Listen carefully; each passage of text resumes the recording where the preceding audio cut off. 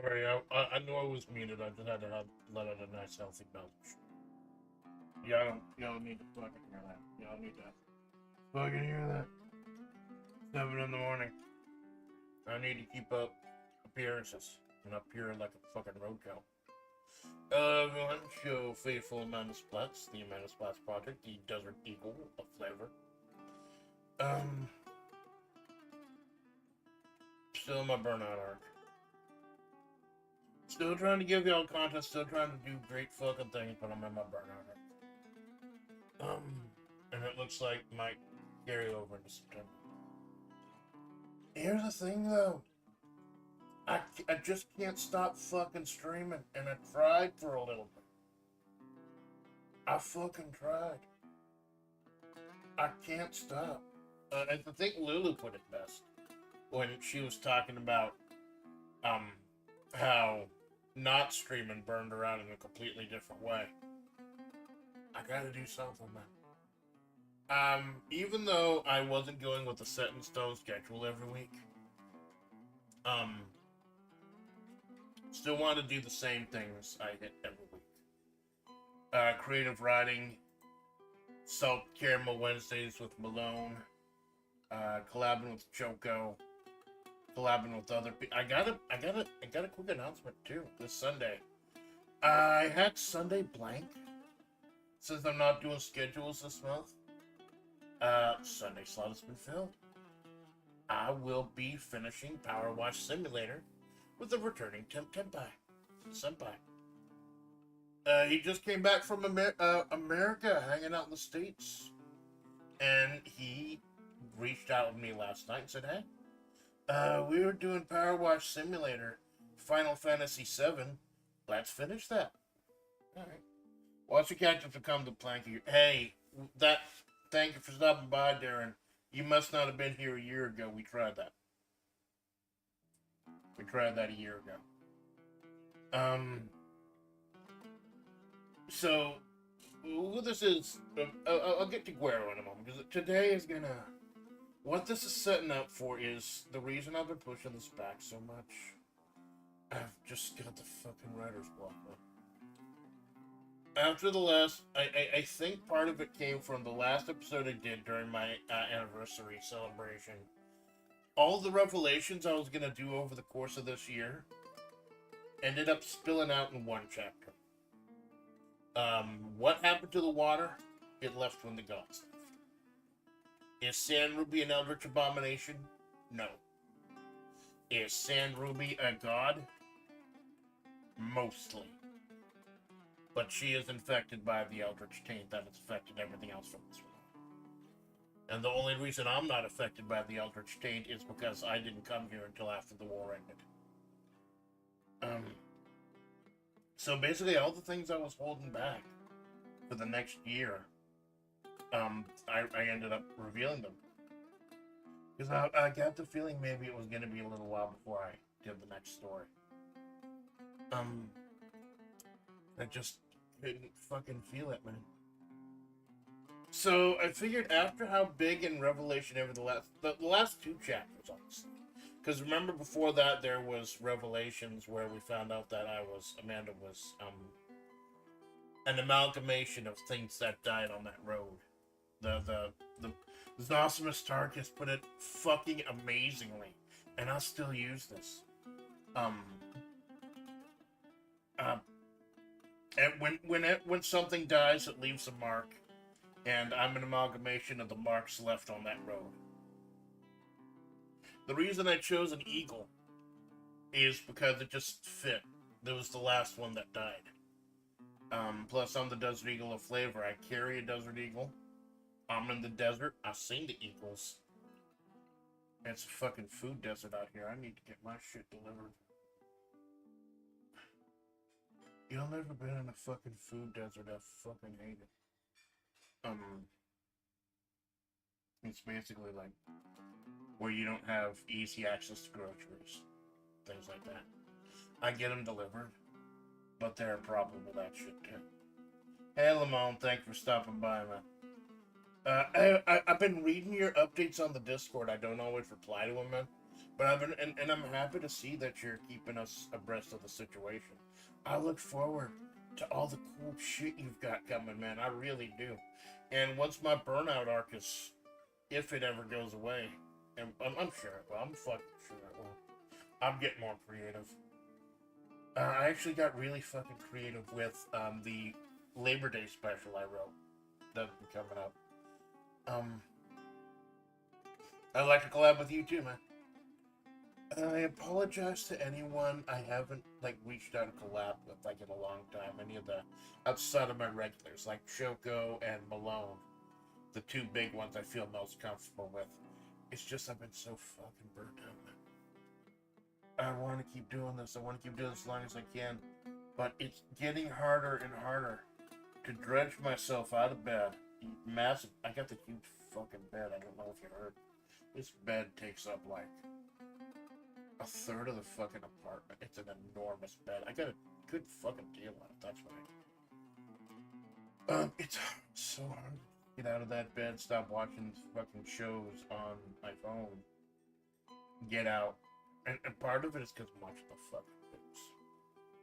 I promised myself I'd stop watching the fucking news. I lied. And you know, you just wake up watching. So I had a fucking dumb thing going where I was doing the Uma Musume thing, logging in once every day to get the free shit. And my rule was I don't listen to the news unless I'm logging in and I'm doing the pulls for the horsey girls. But eventually the free shit dried up. Like after 10 days, the gold ship bonus, the head start bonus, and the party bonus all dry up. And you're lucky to get like 20 carats when you need 1,500 to do a 10 pull. So I'm done. I think I'm not sure if I uninstalled it completely, but I'm done for a while. It was a fun experiment. It's an interesting concept, but nah. I can enjoy the horsey girl characters without playing the horsey girl game. I can look up their personalities. I can write them if necessary, without actually spending time playing the game. Like I've streamed horsey girl game once, and that was an excuse to spend 6 hours with Carmelo. Have a great fucking time with Malone. Me and Malone can have a great fucking time doing anything. Like, I don't think we've had a single bad stream together. Except for, like, the one where I almost vomited. I think it was the one stream where I was sandgrouping. Clarification for any newcomers. The writing streams and the wrap-up streams are always done from the perspective of the author. I'm the author behind the Amanda character and all that. The reason I use Amanda's voice as the author is Amanda is the protagonist, and if that changes, then that's going to change too. But I think the only bad collab I ever had with Malone was as Sand Ruby doing Keep Talking and No One Explodes, and that's just because of like a couple hours in, I had to cut it short because I was going to vomit everywhere. So fun of my way where it's nice. That's fucking cool, man. I know it's scary moving to a new place, trying to find everything, trying to find all the resources and everything. Although in this world we live in right now, it's a lot easier to get stuff delivered. So I hope you get it straightened out, man. I'm looking forward to you go live about the time I start work, so I can't catch too much usually. But I do when I can, man. I'm happy you're here. I'm happy all my cow eyes are here. We've got Choco and Susie's doing some cool shit. We got a real FlaVR revolution, man. I mean, the revolution I think is over. I think like the recruiting has slowed. Like after Choco and I think Sensoga's kind of unofficially been FlaVR for a long fucking time. He just officially flipped the switch. It's... And I think, and I don't want to, this is the only time I'm going to bring this up, I think maybe since FVR died. I'm told FVR died. I haven't checked 4chan for fucking months for my mental health. I haven't checked that fucking place in a long time. But I was told FVR died, so maybe that's part of why recruitment is so low. But we still have access to the document that's necessary if anyone wants to sign up. You look up new horse personality, that one's fully on display. Yeah, it's one of the student council, right? I don't know a lot. All I know is that it's the student council, is her, Air Groove, and Rudolph. And I used my free 3 tickets, because when you start up, they give you 1 ticket to pick any 3 level you want at all.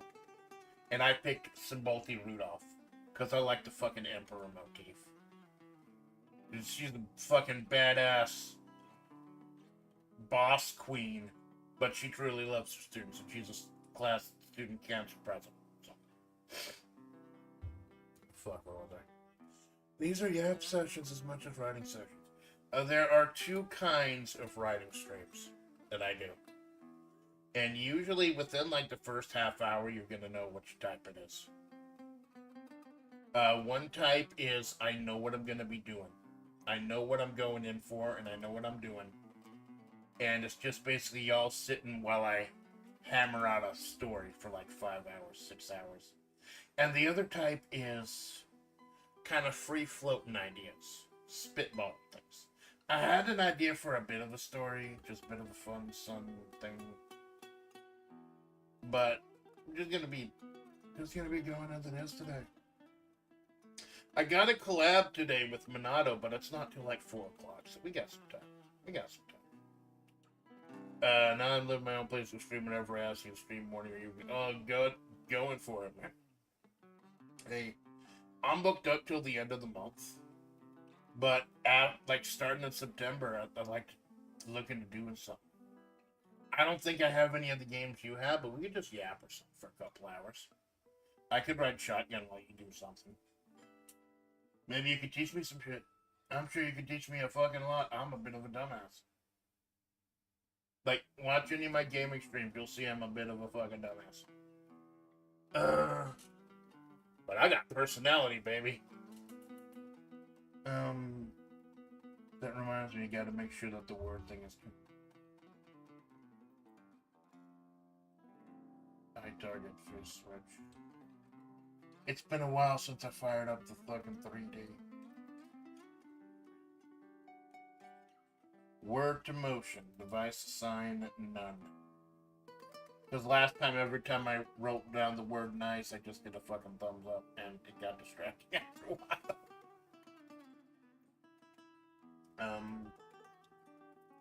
Not cracking open a Pepsi or a Dr. Pepper. I think I got Dr. Pepper today. Not cracking open Dr. Pepper right on stream at the beginning like I usually do, because I had one beforehand. I ate before I get here.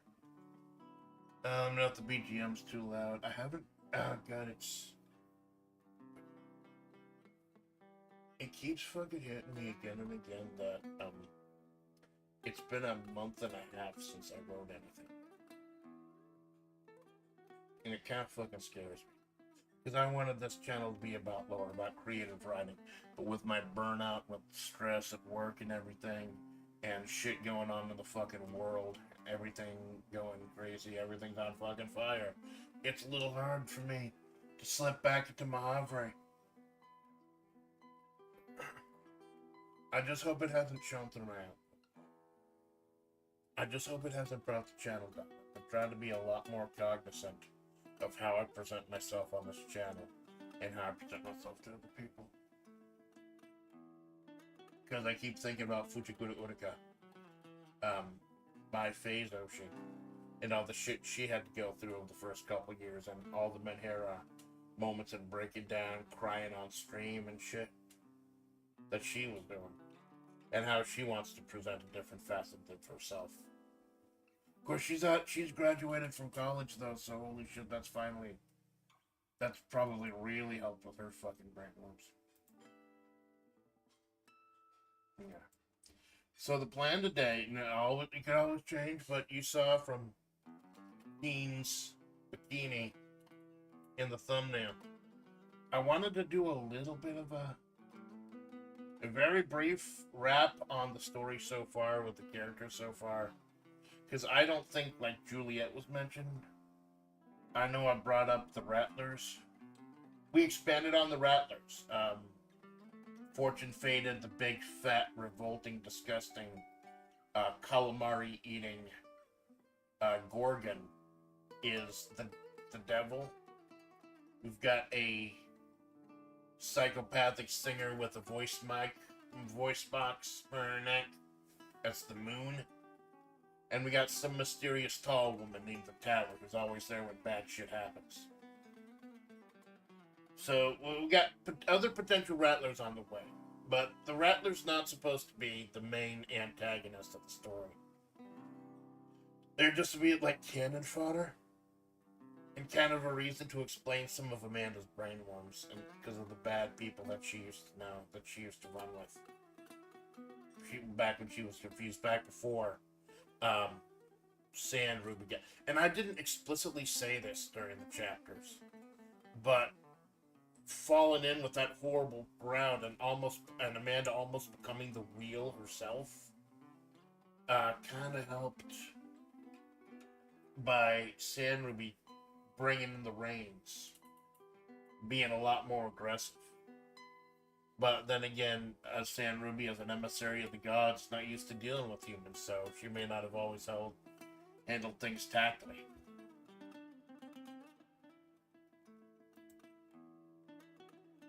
So, yeah. But it's supposed to be, like I said, the last two chapters were really... Oh, shit.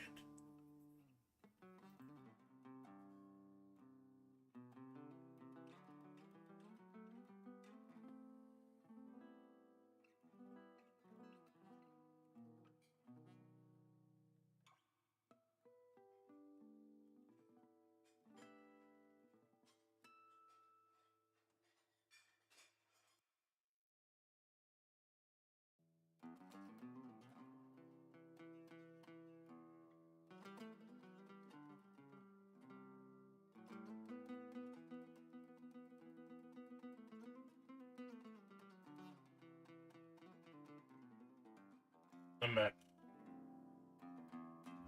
I thought I heard the fucking maintenance guy again. Maintenance guy fucking bursted in my apartment while I was working. Didn't say a fucking thing. Imagine if he bursted in while I was Amanda. I was fucking streaming. I had to put my fucking gamer chair in front of the entrance of my apartment. My little shitty studio apartment. I had to put my gamer chair in front of that door as like an extra word. Like, hint. Like, if I hear them rattling the door and it hits the gamer chair, that'll be my sign to like minimize everything and mute everything. Because I don't want to read my real fucking name. Among other things. Just in case. Because they have been real good about keeping shit quiet. Like, everything in this computer is in Amanda's name. Like, my real shit is on the Desert Celeron. The crappy laptop I've had for so many years. That's where the real shit is. So yeah, I had ideas for what I wanted to do. Actually set up just kind of a bit of a recap. A little bit. Go as long as I fucking want today. Like, I would be surprised if we go longer than 6 hours. May just be 2 or 3. I don't know. I try not to budget out the creative right. The one stream that I try not to time out, that I try to give myself tons of time for, is creative writing. Just in case I get inspired and it gets really fucking going. Although there was that a few months ago, there was one stream where I didn't write a single thing over like 3 hours. And that scared the shit out of me. Because I can't force it. And I've known for years, I've known for decades that I can't force it when it comes out. I can't force the creativity. But if I'm performing for y'all, if I'm bringing y'all into the creative process, if I'm like Jamie fucking Heineman, trying to illustrate the process, I gotta be able to perform. I can't be cut narratively flaccid in front of you. Don't mind the creaking, that's my new office chair. It's really nice. Real fucking nice, but it creaks a little bit. I think I need to tighten the screws a bit more. Find that fucking Allen wrench. Know that other Allen wrench. Know that other Allen wrench. Know that I can. Well, I don't know what to do with all the fucking Allen wrenches here. Why do I have so many Allen wrenches? Because I bought so much fucking shit. I bought new chairs and desks for my job and for streaming. And a capture card for like $30 so I could play Super Nintendo and Neo Geo Mini. And now I can't fucking afford food. That's a lie. I can't afford food because work keeps cutting my fucking hours. I can afford food. Don't worry. I'm not a grifter. I'm not asking you for a fucking cent. It's just I don't like digging into my savings. I don't. There's a reason why they're there. I get the feeling I might scare people, telling people like, about fucking rice and ramen and cheese this week. But if there's an emergency, like if I end up breaking my fucking leg or something, I'm dipping into that money immediately. If something happened to Mother Splatts and I need to go back to where they live, I'm digging into that money, no hesitation. I'm not taking out of that money for a fucking Pepsi. Your faithful Amanda Splatts has been working for like 6-7 years.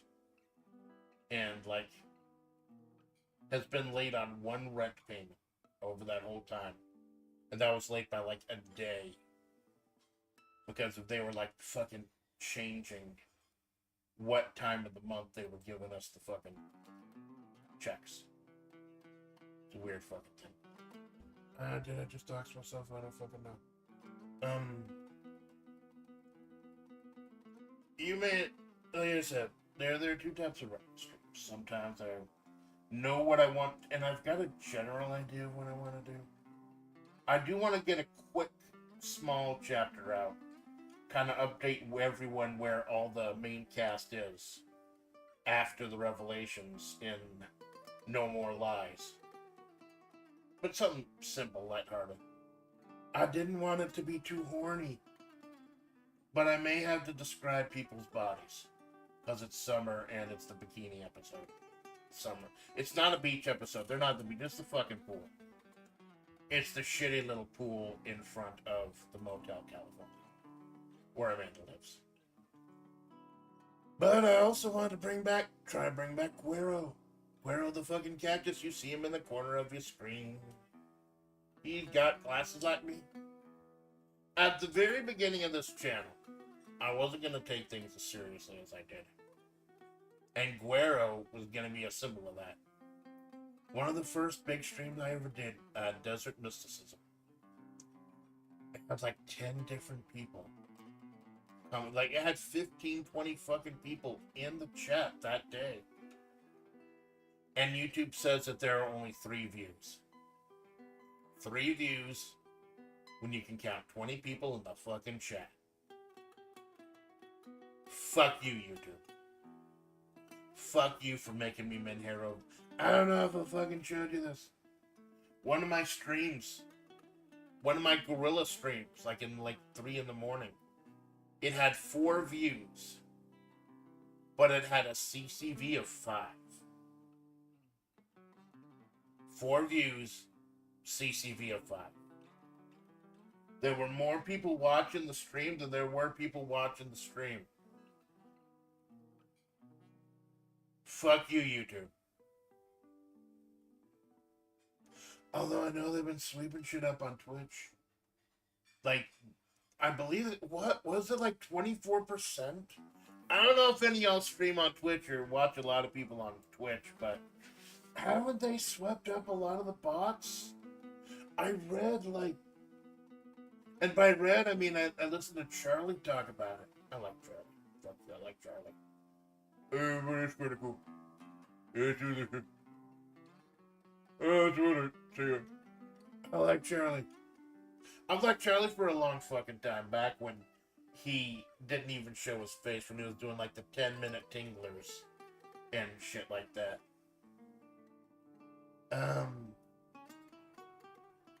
Back when he was doing that Russian cartoon. But yeah, talking about like 24% of traffic on Twitch is gone because of precautionary measures they've taken against bots now. And certain people just decided, hey, I'm not going to stream this week. I don't know. I don't know about the fucking landscape. Like, I don't stream on Twitch, but I don't know if YouTube's doing similar things. It's just fucking weird that I had like 10, 15 people in chat that day, and it still says there's only 3 views. I don't fucking understand. But basically, Guerro wasn't supposed to have like an origin. He's like a hallucination. He's a big fucking cactus in the desert with glasses that match mine. Kinda, it's a slow process. Yeah, everything's a slow process. Writing's a slow process. I try to force myself to do it at least once a month, and it's the end of the fucking month. I can't push this back to Sunday, because I got a collab on Sunday. I'll be hanging out with Temp Father sometime. So, it's today.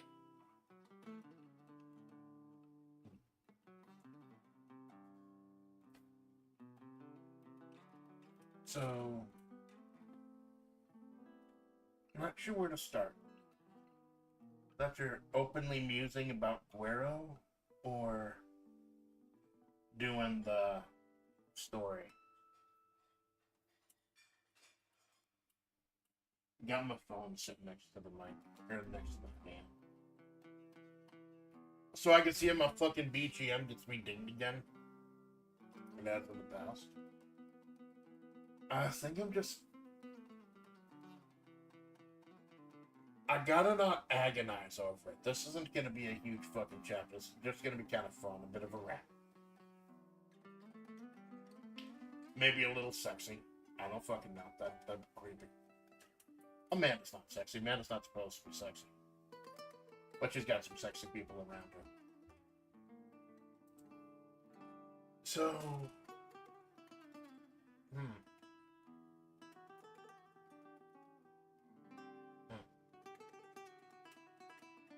I think with the 2 things I want to do, which is summer episode and Guerro, I don't know what I want to do with Guerro yet, but I know what I want to do with the summer episode. So just fucking start with the thing I know. And I got the comfortable.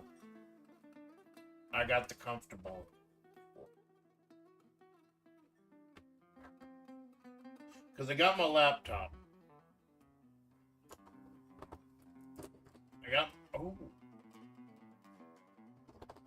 I just found a stylus. Right? I bought my styluses at fucking 10 packs. And after like the first 1 or 2, they just kind of fucking seem to dissipate. Yeah. Good shit.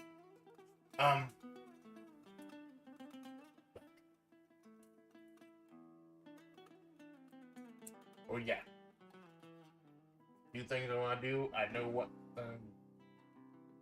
A little bit of a look behind the curtain. Just a little bit before we get down. Sexy depths.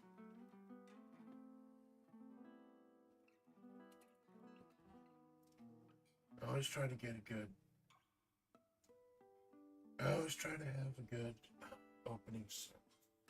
I know the scene I want to open up. I just need to know. Think about how to pull people into it.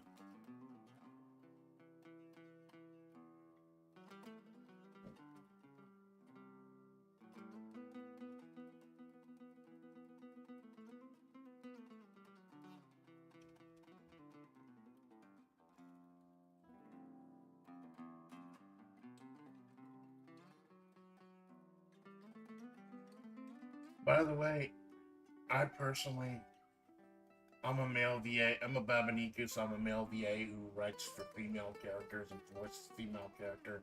So I don't care if you use he, him, or she, her.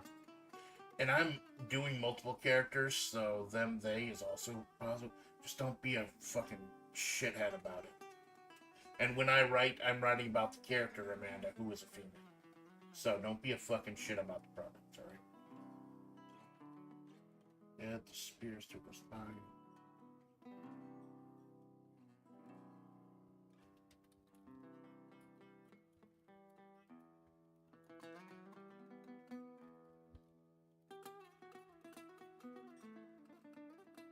Move this over a little bit. Wobbling one. Reason I got a USB keyboard is that I'm at table level. Hey, how's it swimming? Hey, Jinx, we just started. I was just yapping for a little bit. It's just kind of a small episode. Want to do a little bit of a recap with the main cast.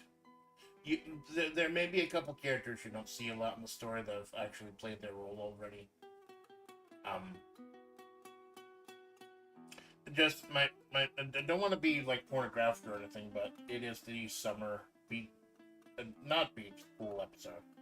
And I wanted to reestablish Guerro, fit him into the story.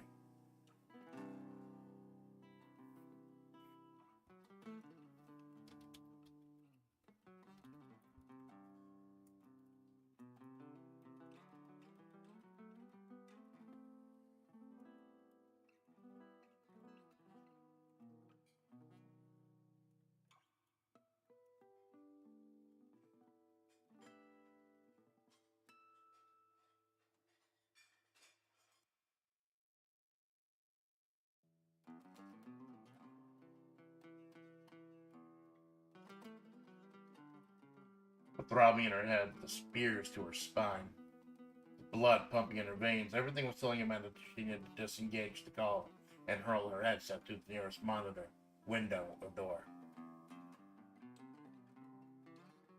I feel that way at work like 5 or 6 times a fucking day.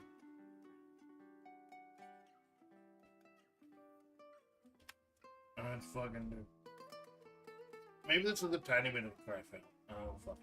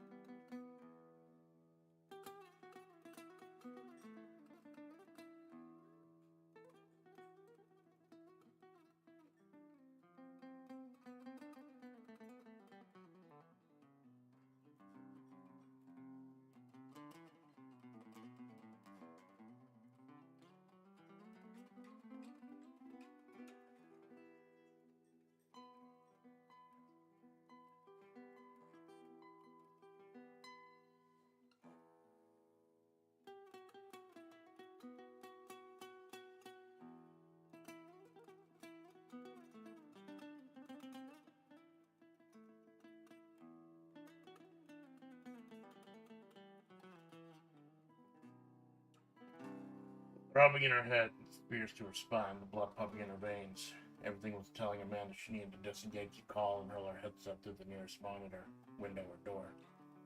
The only thing keeping her sane at the same time maddening her was a streaming room glowing behind her on the far end of the motel room, separated by her notoriously oversized, but it's a huge fucking bed.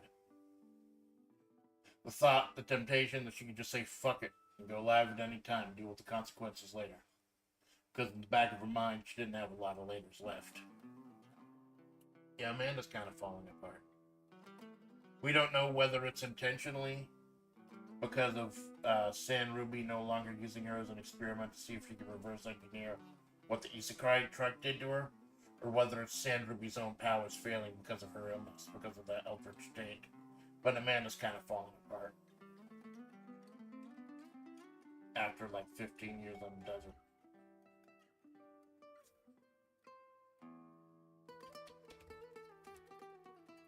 Desert Salt LLC. That's the name I use for the company.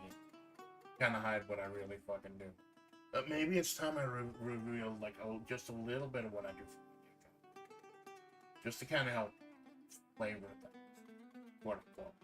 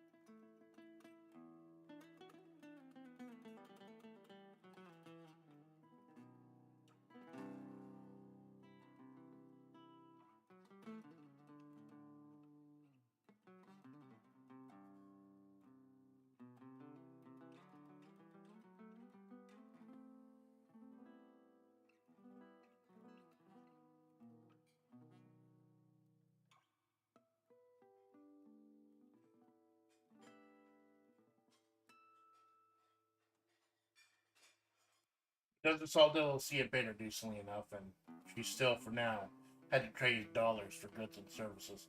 There's your fucking Simpsons reference. Good night. She hadn't fully committed to. Committed with two teens. Give it as one V. I usually don't spell check until the end, just so because it kills the fucking flow.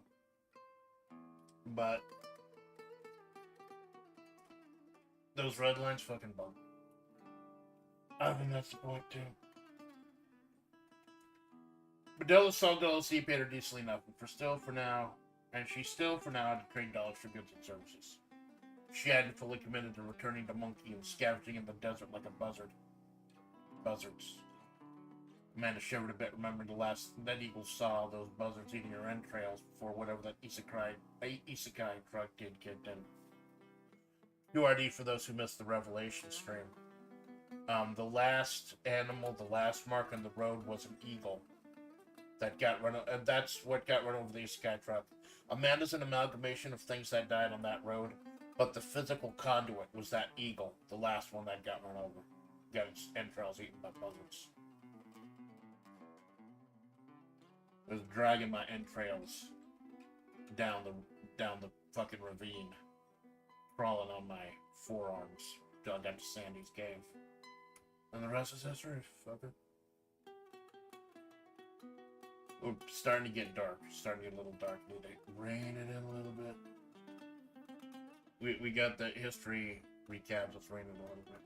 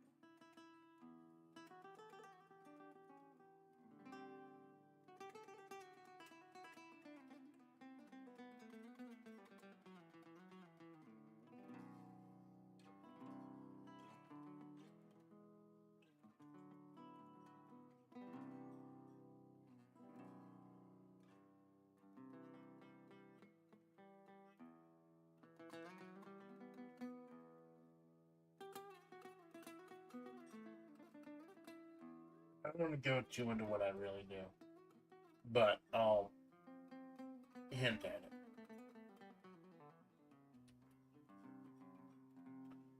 Snap back to reality, something Amanda forces herself to do more and more often these days.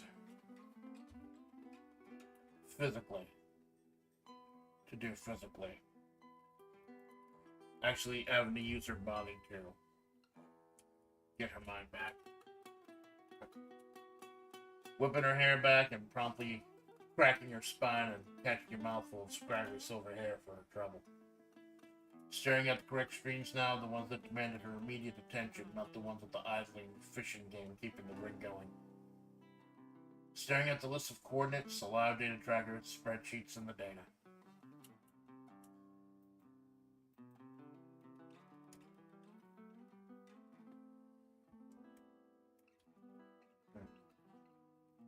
How to put this? How to fucking put this without doxing myself?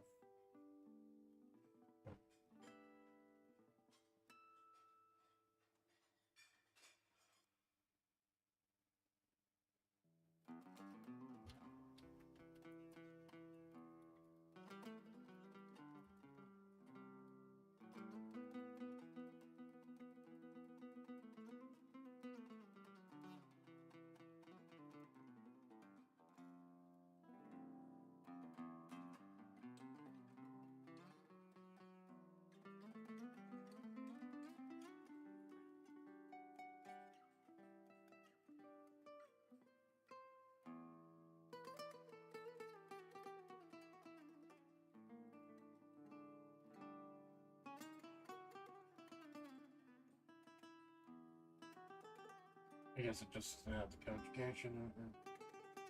Saccharin.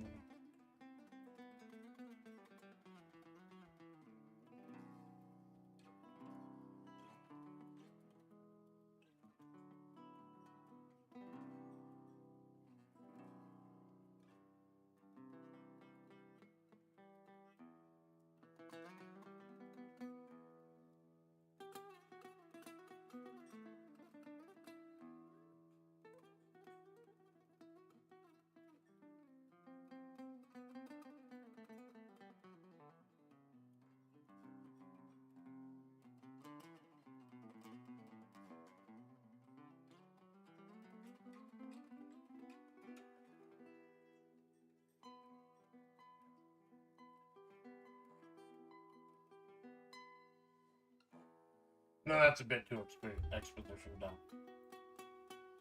I'll keep it. It's not through knowledge for this story. Yes, I said dumpy, whatever.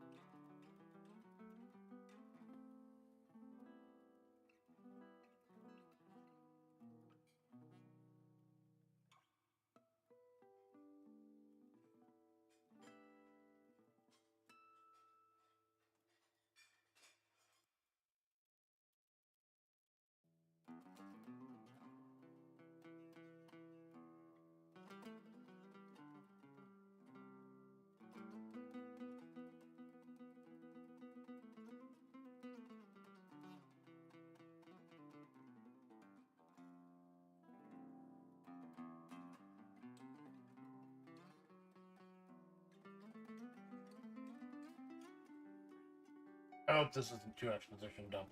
I don't mind if they do exposition dumps today, because that's kind of what this is after the big revelations last couple days. Or last couple streams, rather. I'm deeply sorry. Amanda spoke serenely into the headset, trying to alleviate that Tom Waits raps for the benefit of the fuming vendor on the other end. But unfortunately, we don't have any control on her. Ever since the roads in Mahavra became non-Euclidean, it became harder to travel from place to place. And as I'm sure you've noticed, it's getting harder and harder to hail Radio Free Mahavra and get the free signals coming out for assistance and guidance. We've been exploring other methods of navigating our roadways, but... Oh. I don't look when I type. So if my hand ends up slipping to the side a little bit, it ends up getting a little fucking weird.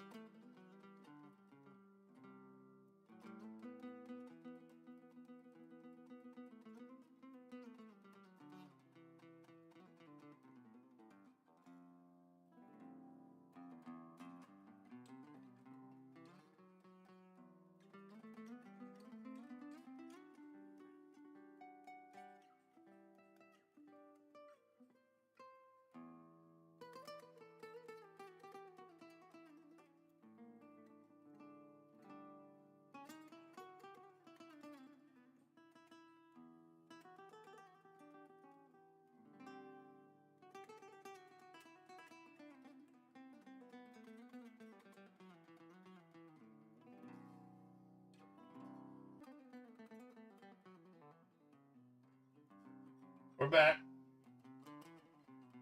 We're back. OBS cut off. It seems to happen to fucking everyone for some reason.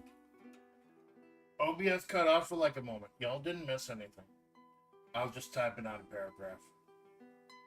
This is one of the big reasons I read the whole thing at the end. Not only because like anyone who missed it could just skip it to the end, they just want the story and not the process. But in case shit like that happens. Welcome back. The real extreme profanity on the other end let Amanda know that, like so many other vendors she'd had to deal with lately, this wasn't about actually fixing the problem, so much as screaming rage and trying to make someone else's day as miserable as theirs was. They weren't going to get their salt and salt accessories on time, they were going to file a lawsuit, they're going to call their senator. Good luck, Mojave been autonomous region since the war. I don't think I've dropped that hint yet. I don't think I dropped that hint. That Mojave County doesn't have senators or congressmen or anything of representation. The government cut this region of the country off after the Eldritch War. So it's kind of doing its own fucking thing. Other than the military outposts. They're going to call your senator, they're going to call your boss, they're going to call your mom because she didn't raise you right. They're going to call your mom. Call her a bitch. Skanky bitch. They're gonna call your boss. They're gonna call your mom and call her a skanky bitch because she didn't raise you right.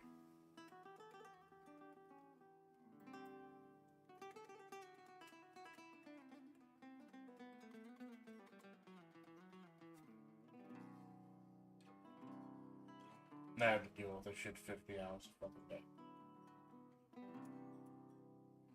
And I'm cutting some of it out.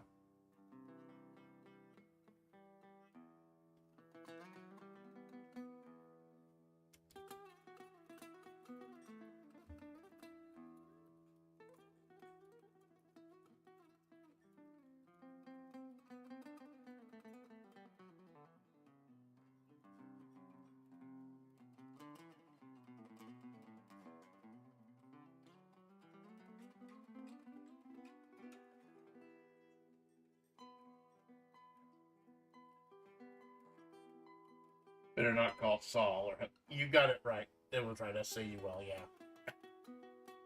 Call fucking Phoenix right at this point. I don't give a fucking shit.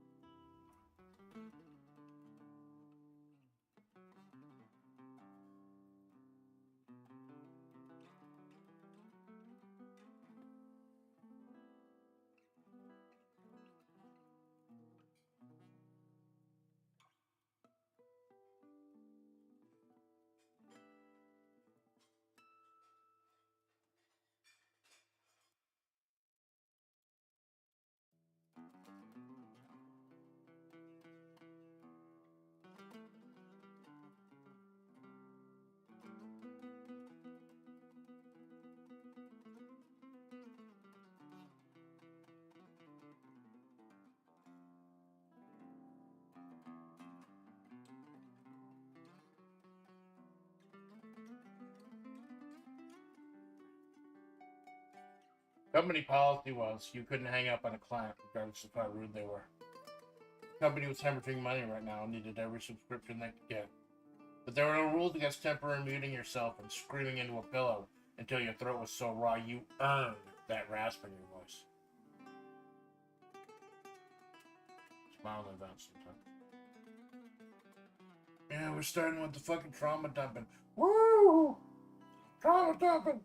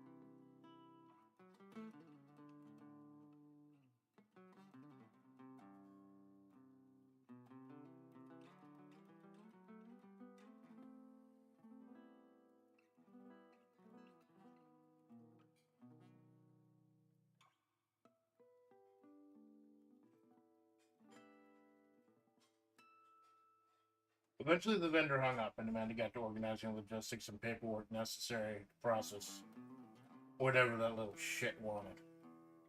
As Amanda started working from home, the physical injuries and repetitive stress of actually minding the salt herself gave way to mental anguish. John Oliver once joked that there's nothing in the world more stressful than an 8-minute phone call with a stranger. Sometimes Amanda's went over a half hour. If it goes over 15 minutes, I'm usually ready to fucking die.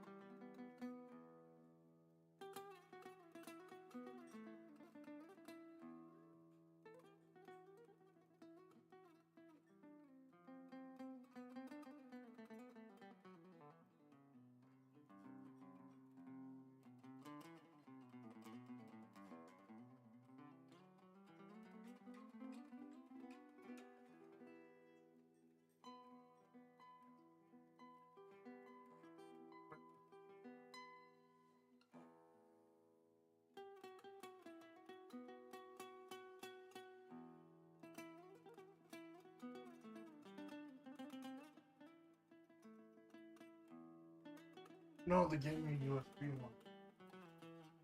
Yeah, they gave me a USB one.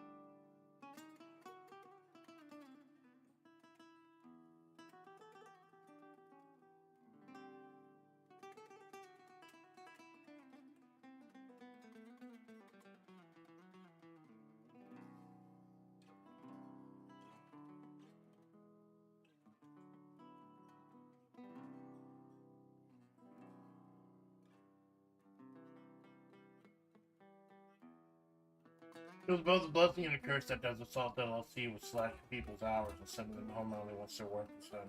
One of the drawbacks of no longer doing the physical aspect of a job. As soon as she logged the last minute of the day and got the okay from her department head that her presence was no longer required, Amanda yanked the USB camera out of her laptop and immediately stripped out of her black and yellow business suit, exposing the conservative one-piece bathing suit underneath. One-piece... I think it was a black one that she has. Yeah, hold on, it's the beach episode, quote unquote, so hold on. I realize this isn't the proper one, but...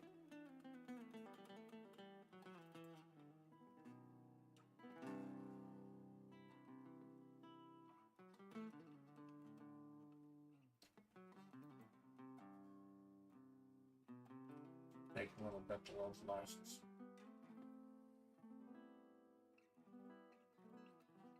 There we go.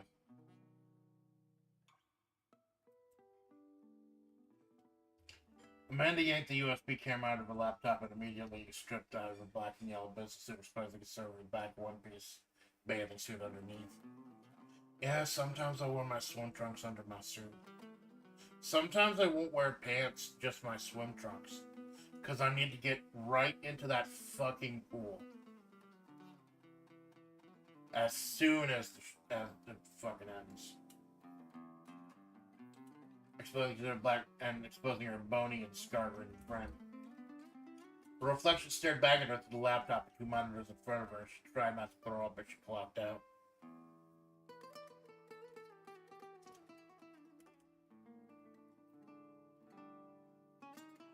No drop frames, that's good. The stream was flickering in and out for a moment.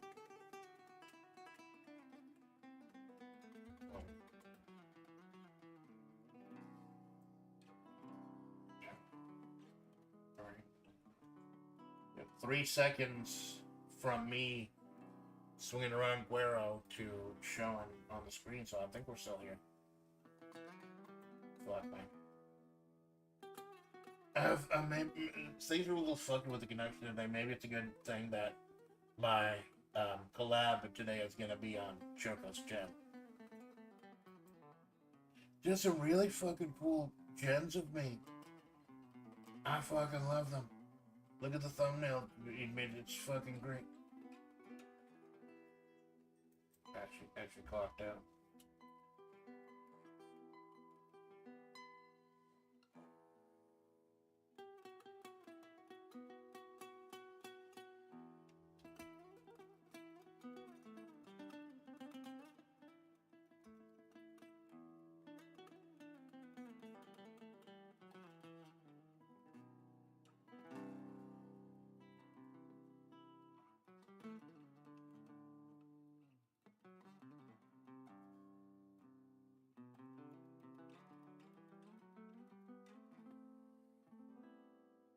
I'm writing about the character card.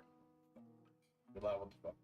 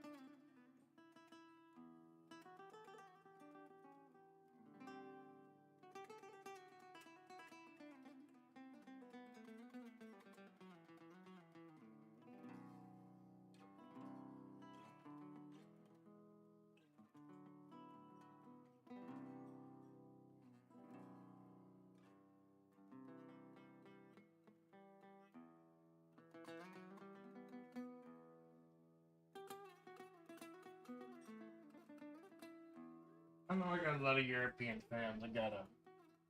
Just gonna translate that quickly for you.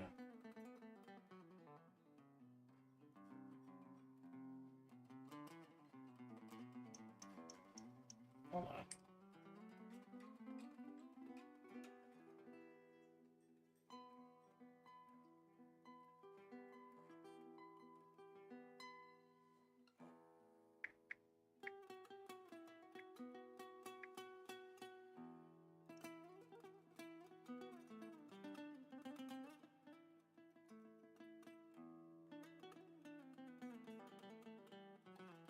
One 110 degrees Fahrenheit.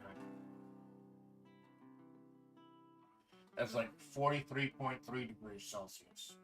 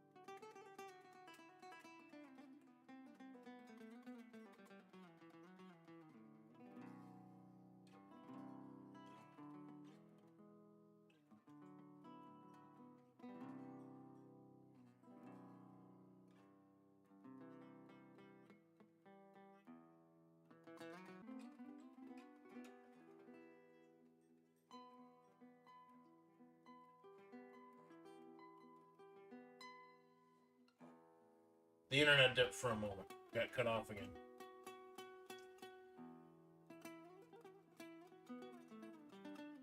Hold on.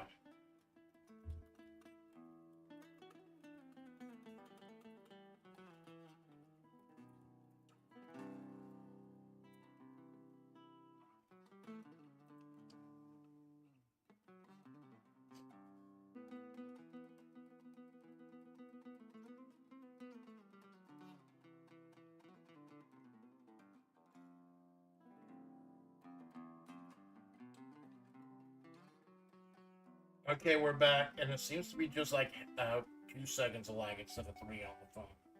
Let me do a quick speed test just to be sure.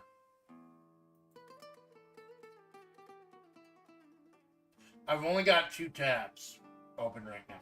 You hear that shit, Malone? I only got 2 tabs open back. Thank you. Twitter and YouTube Live. Let me just speed test quickly. Never show your speed test on your fucking stream live, by the way. It'll tell you the city it's from. I mean, I use a VPN for now, but... Speed test.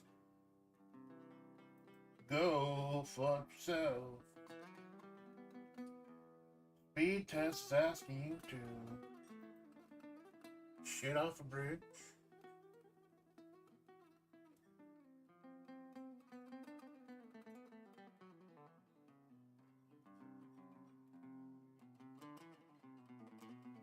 So I got 205 download.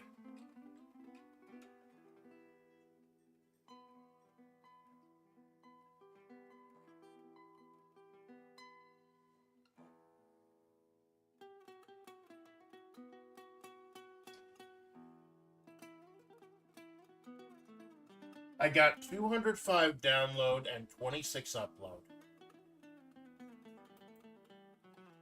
After restarting. So that should fucking do. I don't know. I think sometimes it's because I use Wi-Fi to connect both work and streaming rig. And I think sometimes work gets the priority connection. And then I shut off the work stream, the streaming rig, which is just sitting idle playing cast chill. May get like the secondary connection. So that should fix. I do thank you for fucking bearing. We'll get to the sexy description soon. Maybe. It was early enough in the day that her senpai, Cara Malone, hadn't started streaming yet. And to be honest, even if she had, Ben would have missed this one. She was angry and grumpy enough at the baseline. Today was just going to make it worse. Grabbing the bottle of sunscreen, towel, and wallet, the roadkill in one piece slowly made her way out to the motel room, opening the door to room 21 and immediately being reminded that it was good 110 degrees Fahrenheit, 43 degrees Celsius outside. The water was probably piss warm at this point, but she didn't hear any loud blaring music or screaming kids, so she was going to take what she got. Yeah, that's what I have to fucking do. Gotta retighten the screws in this thing. This office chair is comfortable as fuck, but I think these screws, that's why it's creepy. It's new. Just got it like a couple months ago. That's what I fucking do, though. When I get to the public municipal pool, I see, like, are there any fucking music going? Are there fucking screaming kids? If not, I'll go back home. Or I'll, like, get a sandwich or something. Because it's a public place, I fucking know. I'm not gonna bitch about it. But I am gonna take my business elsewhere if it's not a chill environment that morning or that afternoon. A little bit of wish fulfillment giving Amanda a pool right outside of her apartment. Or her motel room, I mean. Bit of wish fulfillment.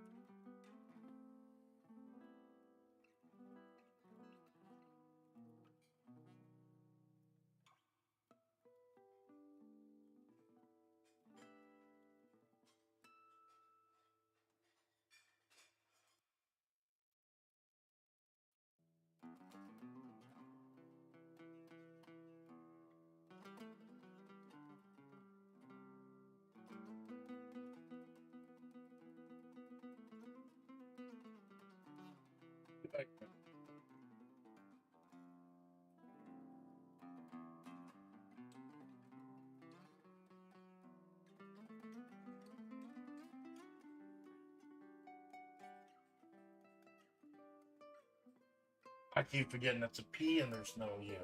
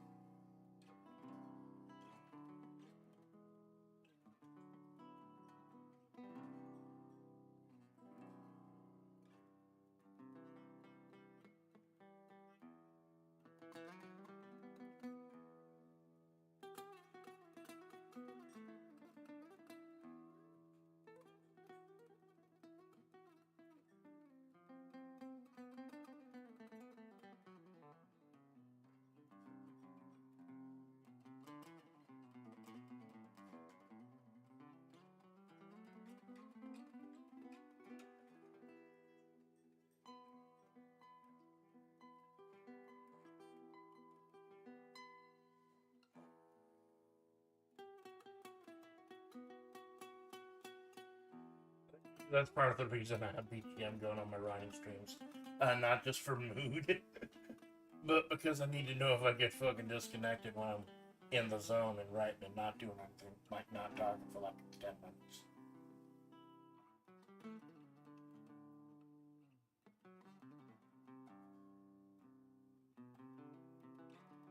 She'd almost made her way to the pool, one of the few comforting, cheerful voices in her life caught her attention.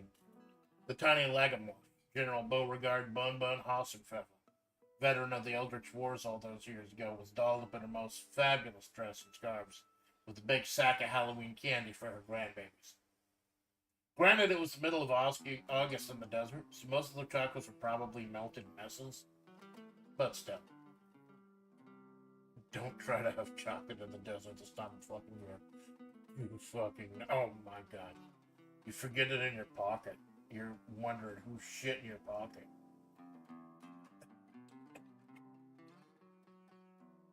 Don't sit on one. You'll think you shit your pants. Don't have me out the fucking dough.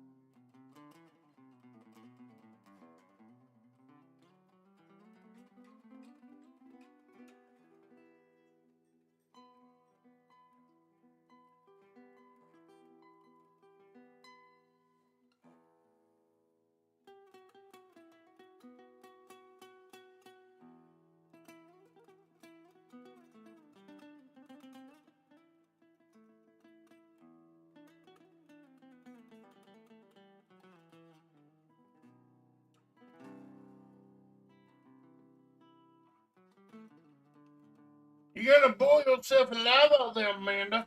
Bun bun. But hey, whatever gets you outdoors, right? The old general smiled playfully, her pink ears switching as she offered Amanda what, at some point, was probably, I think, Musketeers. Don't worry, man. We'll get to Guerro. Like I said, we're gonna be here for a while, fucking while. We're gonna be here till I think like the latest to be here is like 3. But I don't see even a writing stream going 8 hours, especially since it's not gonna be serious. But we'll get to Guerro. We'll get to it in a good time. When I get going, I fucking go. And it feels fucking good. Not a whole bunch of plot, but hey, it's the beach episode, quote unquote. It's plot built in.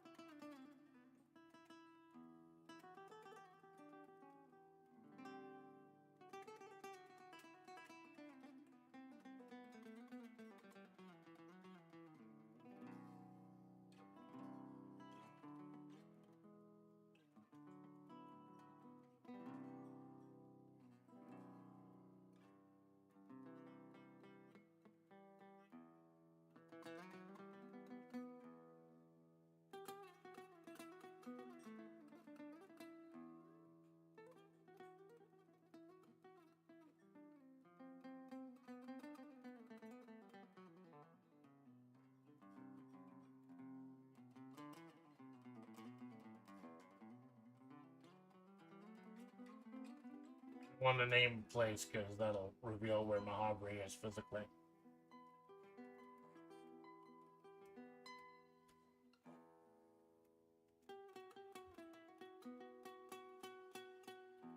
I want to keep you fuckers guessing.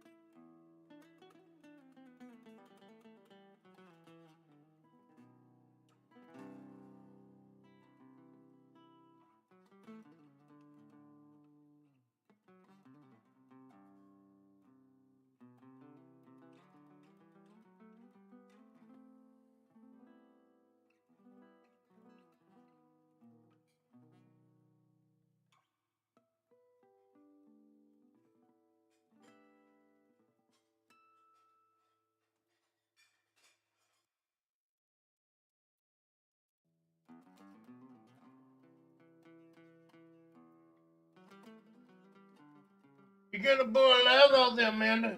Bun Bun remarked. But hey, whatever gets you outdoors, right? The old general smiled playfully, her pink ears switching his shot from Amanda what at some point was probably a Three Musketeers. Amanda declined, waving Bun Bun off. Gonna see the grandkids today? Which ones? All of them! Bun Bun enthusiastically remarked. Got a family reunion a couple states over. I think that's good. That won't reveal where Mojave really is. That's gonna be one of the last revelations. Got a family reunion a couple states over. Looking at potentially living with them. Mojave ain't a place for an old war horse like me, you know. Amanda nodded. The overly affectionate Bun Bun wrapped her arms around the roadkill, feeling a cold, dead flesh. I wish you could come with me, Amanda. This place ain't good for you.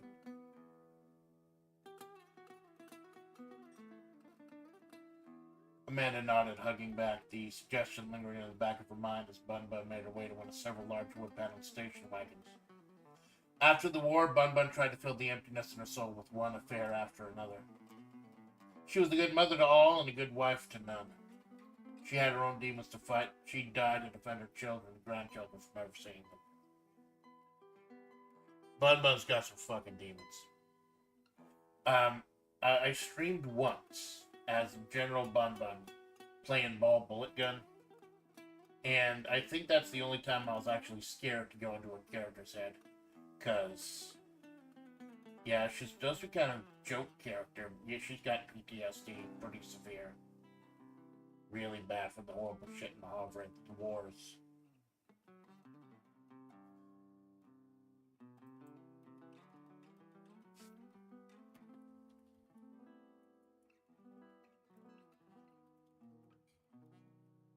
Just a brief throwaway line about Juliet.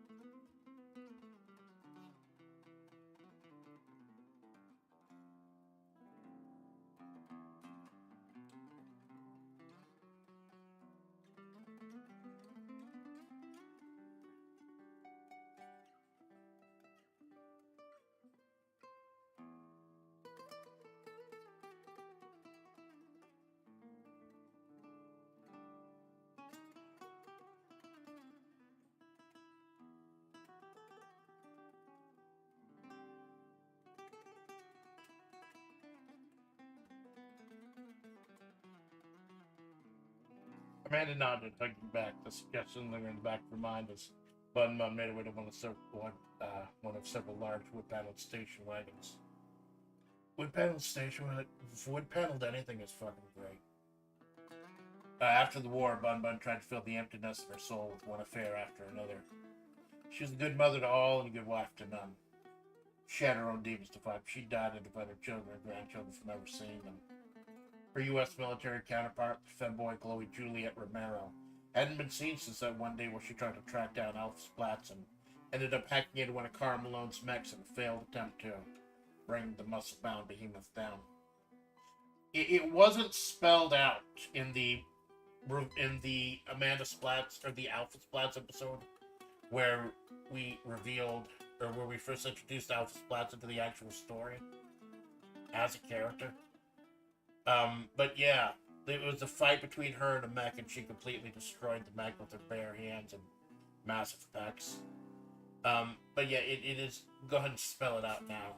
That Juliet is hunting her down for some reason, and she hacked into Malone's mech to get it. It didn't just go haywire out of nowhere.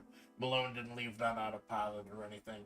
He had actively hacked into it. Yeah, I keep forgetting I made Juliet a femboy. He is my femboy equivalent, I guess.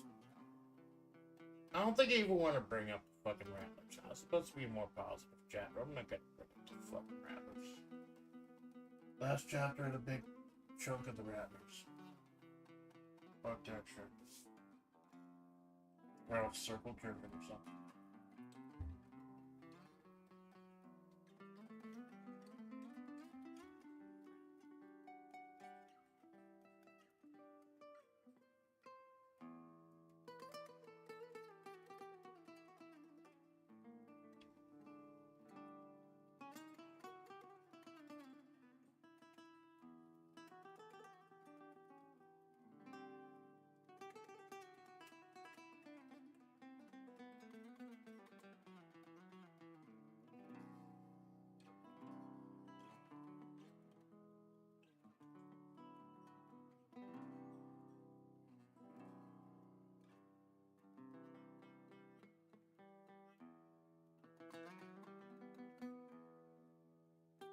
Yes, damn it.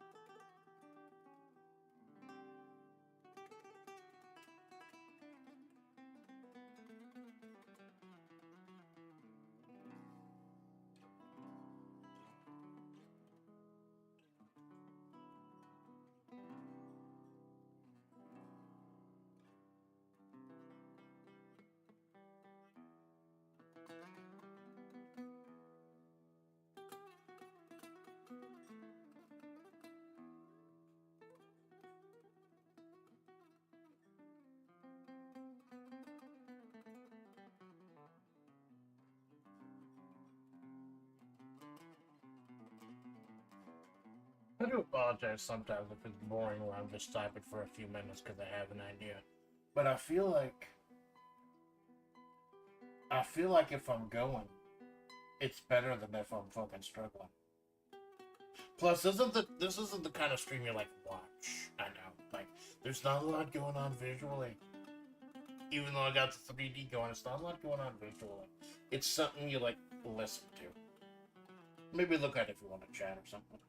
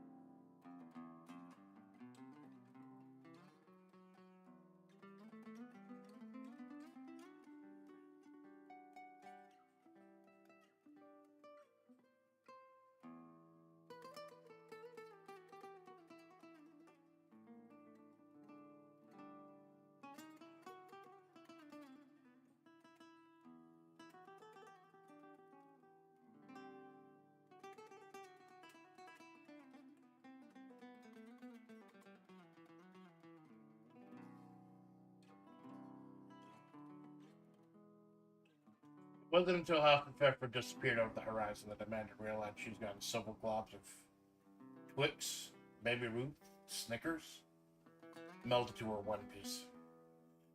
I don't think I'm gonna have Sandy here. I don't know. Maybe I'll have Sandy pop up at the end, but the last chapter was literally all Amanda and Sandy. So we'll just catch up with everyone else here, I think. Well, this is most of them. Like, we're not doing the Rattlers. So, like, Keen and Alfred, the other ones, they have to catch up. That's... Amanda nodded, hugging back. Yeah, it wasn't Twix, Baby Ruth, Snickers. Melted to her one piece. She paid it no mind, making her way to the pool and taking a seat in one of the small deck chairs. You can't leave. A crisp, cold British voice reminded her, shocking Amanda out of her reverie. Amanda, who had been distracted to looking at the hulking, muscle-bound behemoth that was Alpha, lounging around in the pool in the same outfit she was wearing. Obviously not the same size, although Alpha's pecs of fabric was barely clinging to life.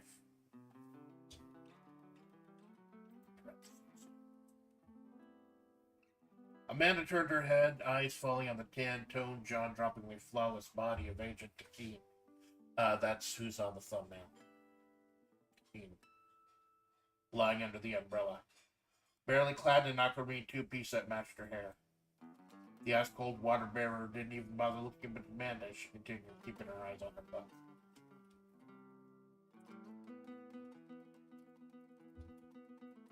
Yeah, I figured she's probably kept Takeen in the loop about... Since basically Takeen used the old Native American rituals to open Amanda's mind and show her what she used to be. Amanda has agreed to help her bring the water back, because it used to be the sacred place for the animals that died in her as well. So that's basically the point of the Revelation stream, introducing the Rattlers and tying Amanda to the main plot.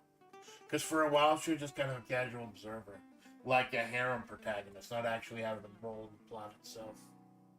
Now she's tied to the plot thanks to Takeen. Who doesn't fucking trust Sandy? Takeen does not trust Sandy a fucking bit.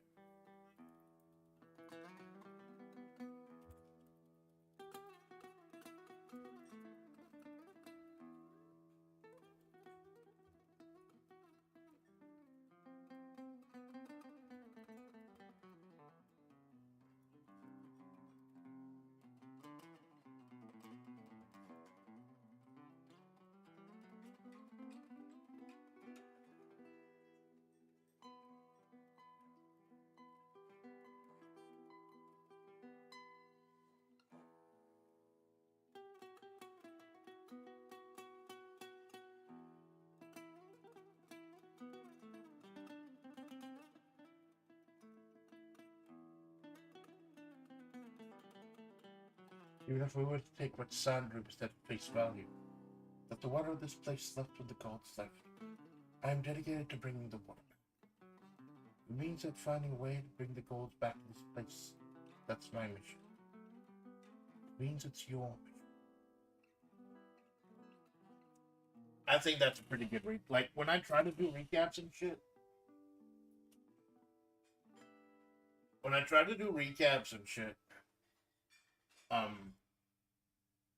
I try to keep some of the stuff for sure. So, like, that's a nice, short, composed section.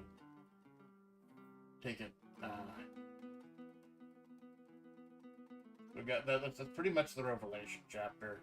Both the Revelation chapter and No More Lies chapter wrapped up in one.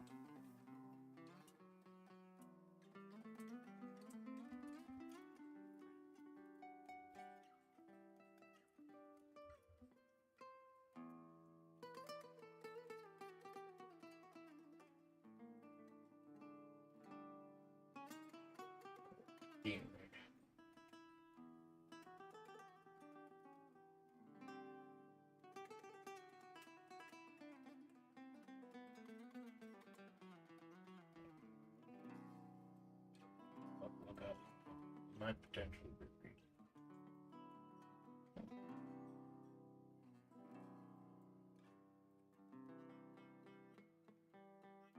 Heads up, we detected audio in your stream belonging to someone else. That's my fucking BGM. That's my fucking BGM. It's copyright protected. It's fucking Pixabay. Don't worry, I've got my phone going in case. If you see Guerro moving, that's me testing to see that the phone stream is still alive. Me moving him around in OBS a little bit. Yeah, I think we're still good. Maybe it's because I'm talking a lot and just letting it go, but it's supposed to be royalty free. I got it from Pixabay.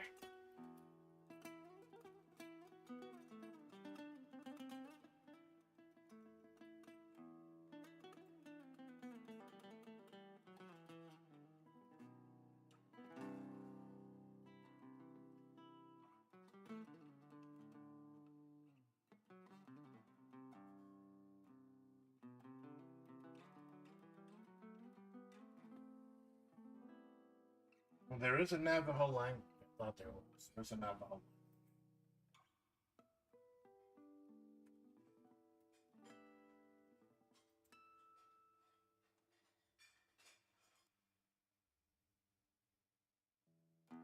As of July 22nd, we're increasing the minimum age to stream to 16 years old. Additionally, live streams between 13 to 15 years old, not visibly accompanied by adult, other chat, disabled, can't make temporary access. That's fucking strange. Why is it showing me this? It's about the fucking music restrictions. This is not live music. This is fucking copyright. Oh, shit. Like I said, I'll change the fucking music if we get dinged. Don't touch that dial. I'll change BGMs. But this BGM has never been a fucking problem before.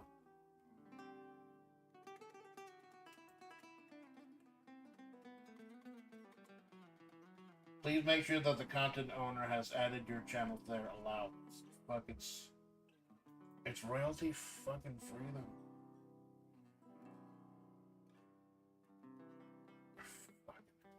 Fucking hate streaming sometimes.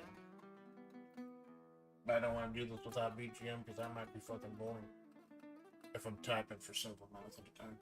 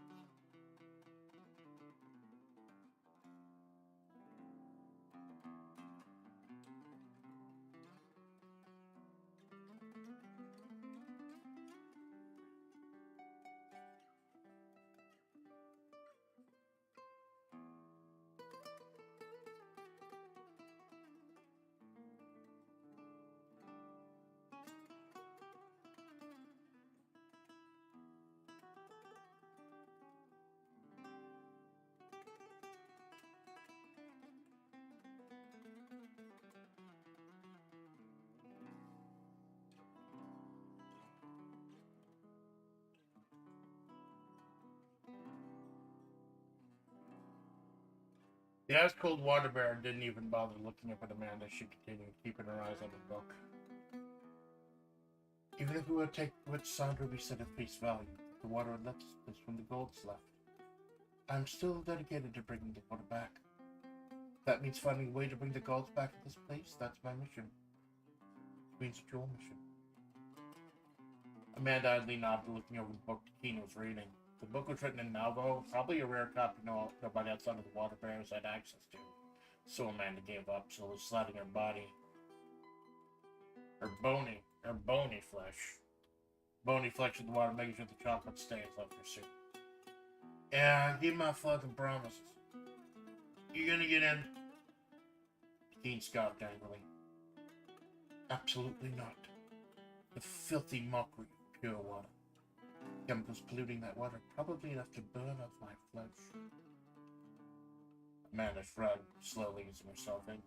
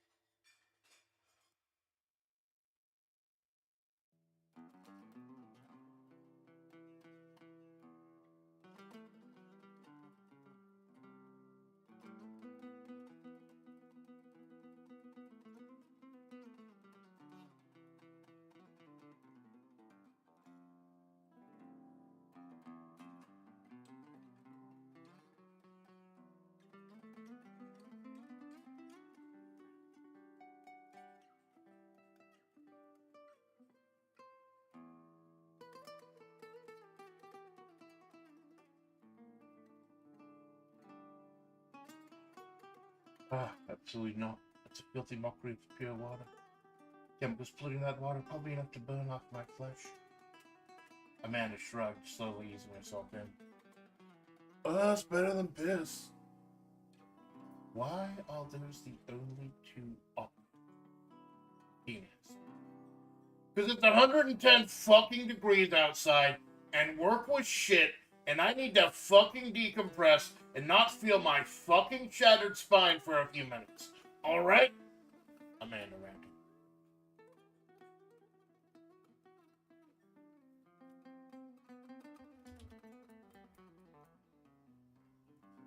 Good. Not appreciating that.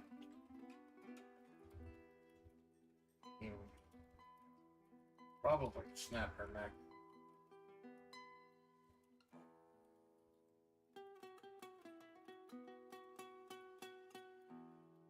Yeah, no matter. Anytime she wants. Amanda Red did not appreciate the fact that he could probably snap her neck with piano wire anytime she wants. She's a secret agent. She's based on. She's inspired by fights in tight spaces, and also chat helpmaker. Jinx and all helpmaker agent King. And I think that's fucking cool. That's why, like, when I come in with an agenda to write something, I also like just doing the streams where well, obviously now this is going to be guided, but I also like the streams where I don't have something going, and I just feed off the fans. Help write the fucking story. I love it.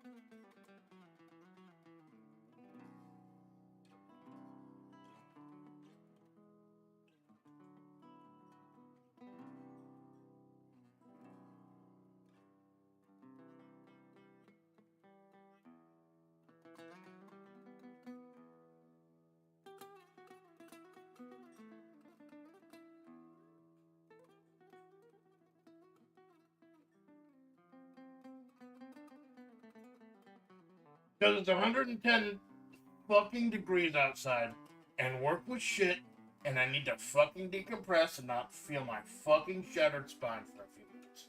Alright? Amanda ranted, not appreciating the fact that Keen could probably snap her neck with piano wire and type she would. The agent slowly reached into one of the latter pages of her book, apparently hours prepared, before a stony glance by Alpha stayed Keen, and the drop-dead gorgeous agent's attention went back to her book. Okay, so the established team, that group so far. We may or may not do Sandy. Probably not do Sandy. Maybe just a quick cameo at the end. I want to do a chapter with Sandy in the past, like before she met Amanda. Back when she ran the town. Back when she partied fucking hard. I don't think she went to any of Diddy's baby oil party, but she partied fucking hard. So, we got the update on Bun Bun. She's leaving and wants Amanda to go with her. We got a non-update on Juliet. We got update on Takeen. Not going to be much of an update on Alpha. Because remember, Alpha is Amanda from the future.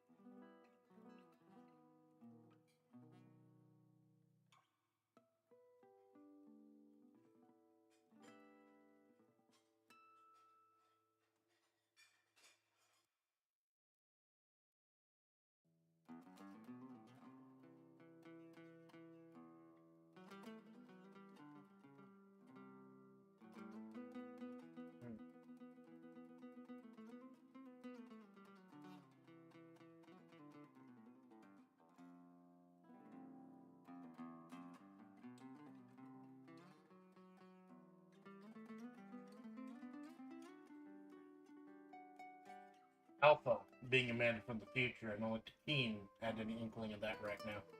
And the only reason Takeen knows Alpha's from the future is that Takeen's from the past. The involvement of Guerro in this episode keeps making me start sitting in a corner of the pool wearing swimming trunks, cactus with sunglasses, beard anytime. Actually, I got an even better idea, James. But that would be fucking hilarious. That would be fucking fun. Even better. Oh my god, Jinx, I got a fucking idea. I got a fucking idea.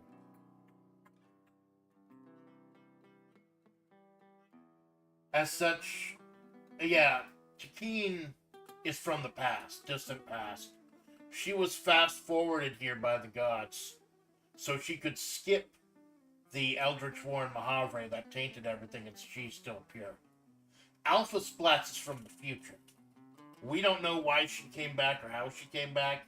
And she's not telling anyone because telling us might change the future.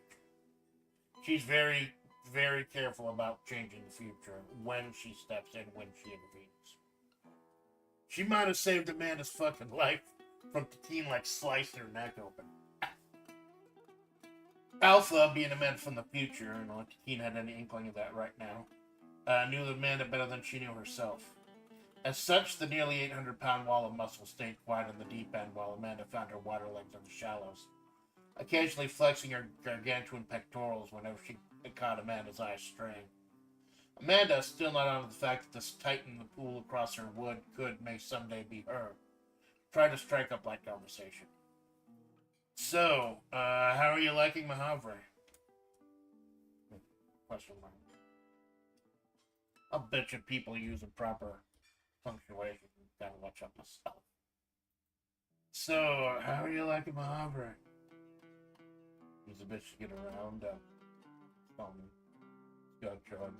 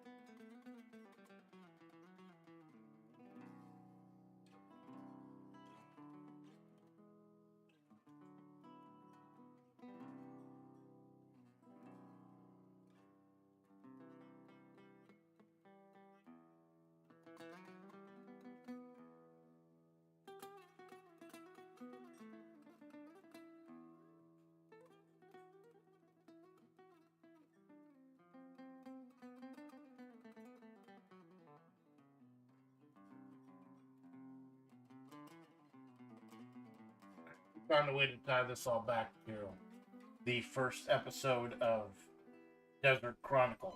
The first and only episode, because nobody else wants to do a fucking episode with me. The first and only episode. That was a fucking thing. At least I got to do one, though, and I got to do it with Malone. That's fun.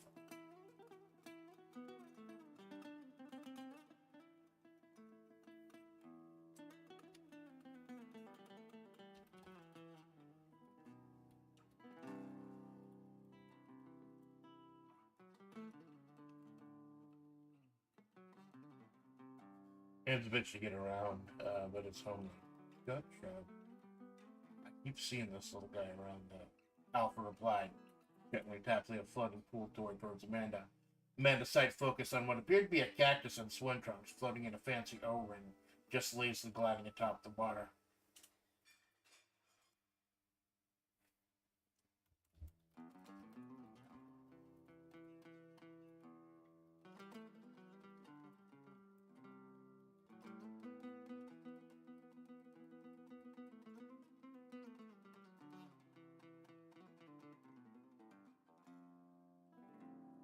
A promotion of the pool toy, no doubt left behind by one of Bun Bun's grandbabies.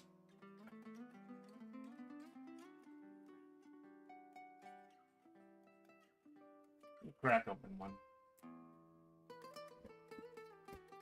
Dr. Pepper's here. Salud.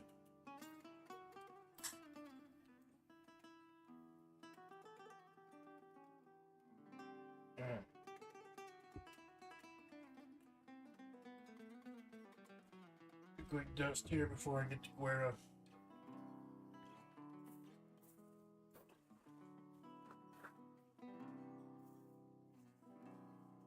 I keep dusting off my laptop. I forget to dust off the USB keyboard because I really don't use it that much.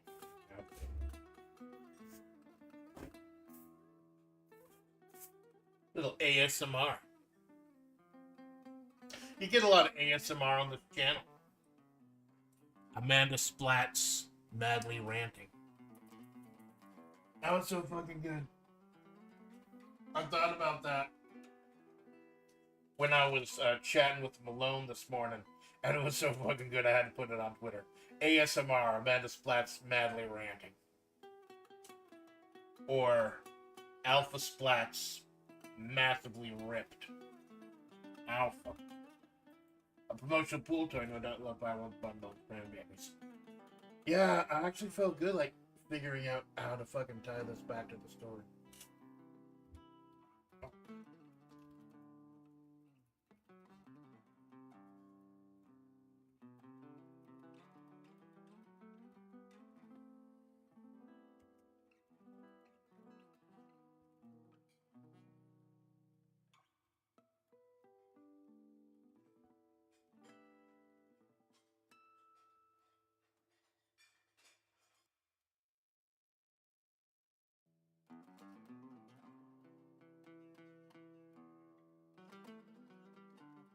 I think I've got a way to tell the story and get Sandy in. I want to do a little bit of a flashback.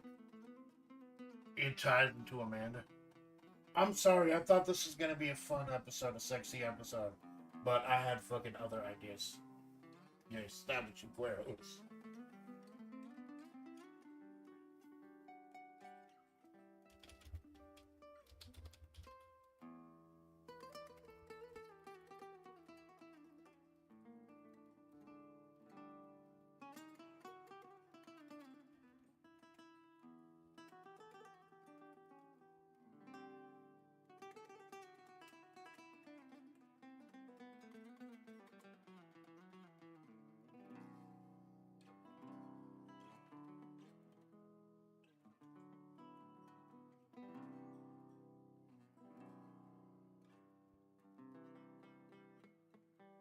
Oh, that's Guerro the Cactus. He's the mascot for Sodega, this chain of soda-themed bodegas in the tri-state area. It's like a bodega, but it's got a lot of different kinds of sodas. To those stores and strip malls that import Japanese candies and stuff.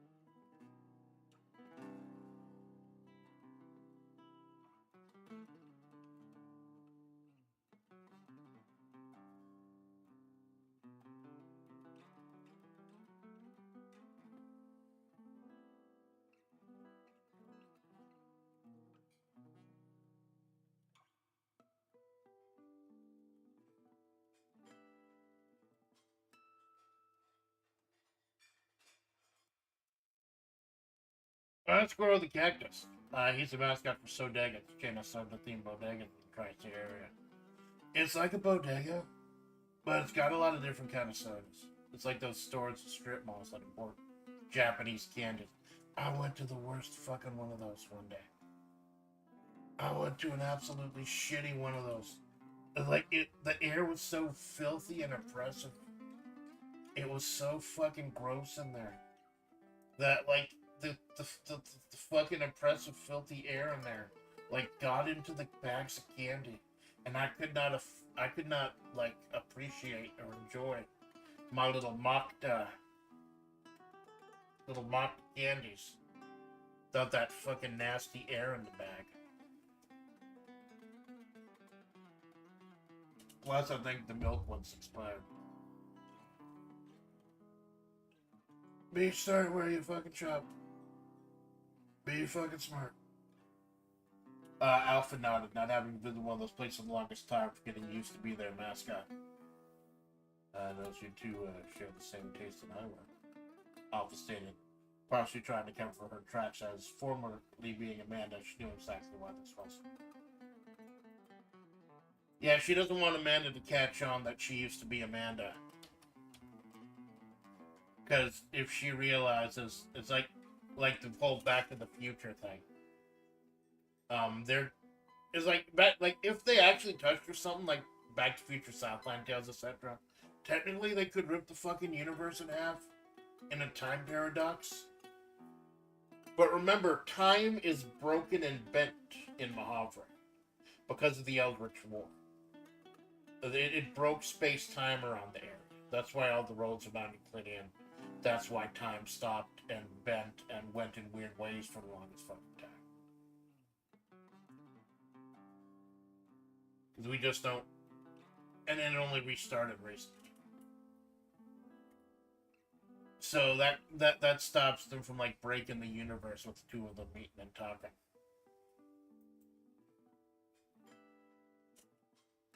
So I'm trying to remember the exact... I'm trying to remember the exact reason, or how it was. I'm trying to remember the character that was at the Sodega when I did the stream with Malone. I think it was like a Morgan Freeman type. Deep voice, African-American old man. I forget his fucking name. Oh, maybe there's more than one.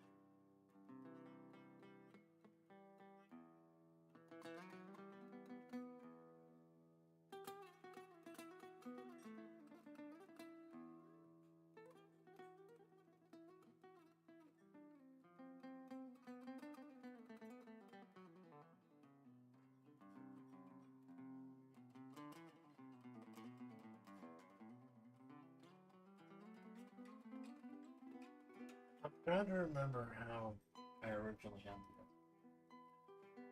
it. Amanda nodded, her mind drifting back into the Guerro.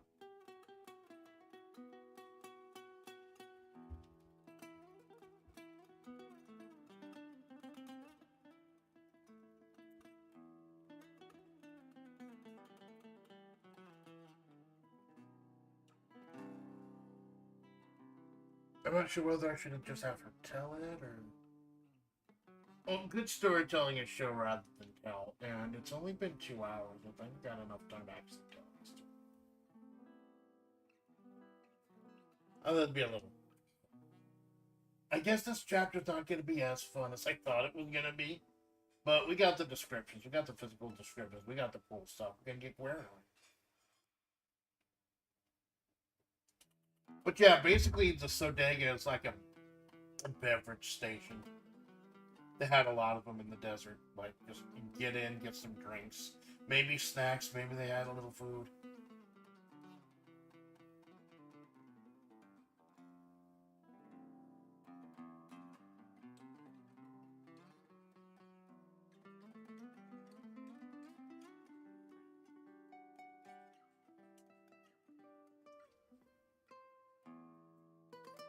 Into the early days after he'd been saying that.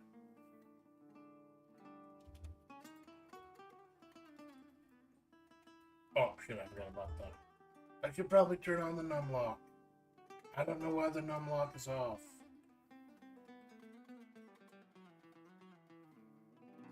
It's really nice to have the numlock on at work, so I can just type numbers quickly.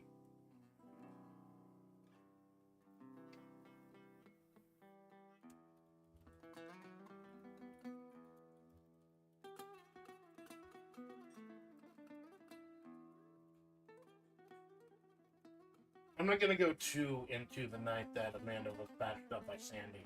That's covered in when Amanda met Sandberman.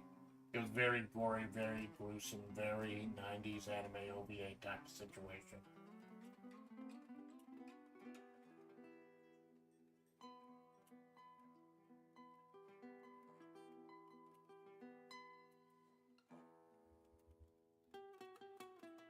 Found it back.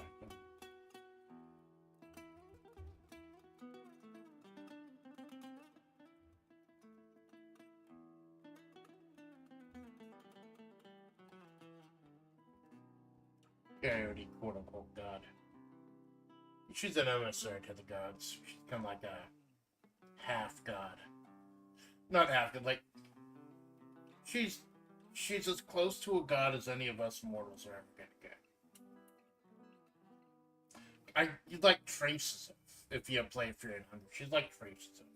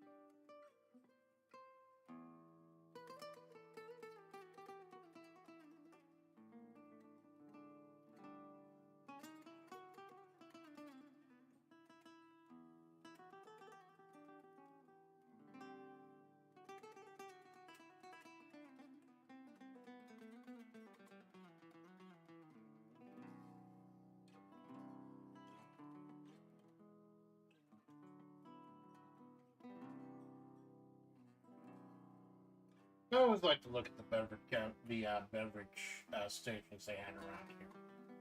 I think beverage station is the term. I'm not sure. Like they had a lot of them back in Florida. I'm kind of drawing on my time back in Florida with some of this stuff. They had beverage stations where I used to live. That was really nice. It was like a gas station, but it was like mostly drinks. Well, I say drinks. It was mostly beers. It was mostly booze.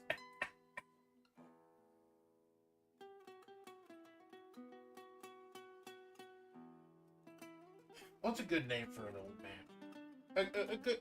A good name for an old man. A helpful old man. Amanda nodded, letting her mind drift back to the Guerro pool tour drifted back to the early days after she'd been saved by Sand River damn near 15 years ago. Supposedly, as time was still bent and broken when Amanda found and patched up the coyote god. Sodega, as cutting edge then as it was now, it's a small yet clean and homely facility, with rows and rows of aluminum and plastic containers lining the crisp walls of crisp, cool cases.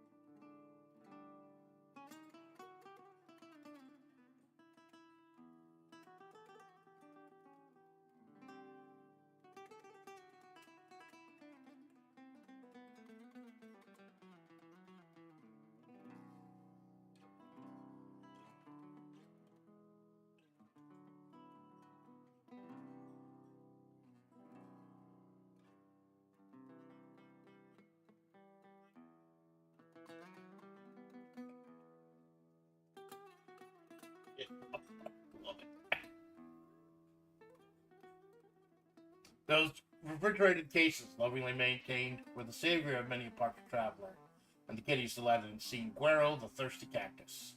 While most cactuses retained water, Guerro, according to lore, contained delicious carbonated beverages at rock-bottom prices.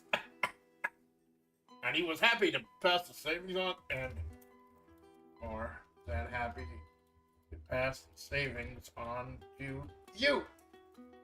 Exclamation mark.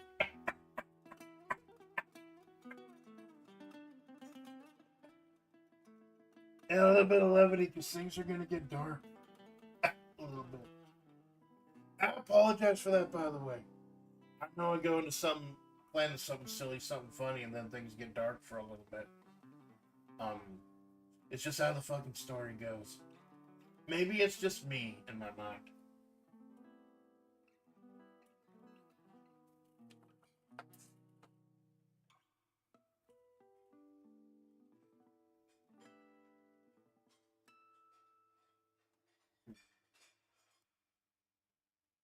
A good name for an old man. Walter. Walter's a good name for an old. No, it's Walter with a W. Make sure it's not V. Walter. No, he's not Walter anymore. He's Gunther. Gunther, the ring general. Fucking Gunther killing the shit out of people. The ring general. Oh yeah, then CM Punk finally beat Gunther for the World Heavyweight Championship. And then, like, fuck CM Punk. I hate CM Punk. And then fuck him, Seth Rollins just fucking beat the shit out of him at SummerSlam, stole it away. That was the funniest shit in the fucking world. Wonder what Ginger's gonna do next. Oh, the ring general. Fucking. He's like Guerro. Any of his moves can be a finishing. Savings all into you.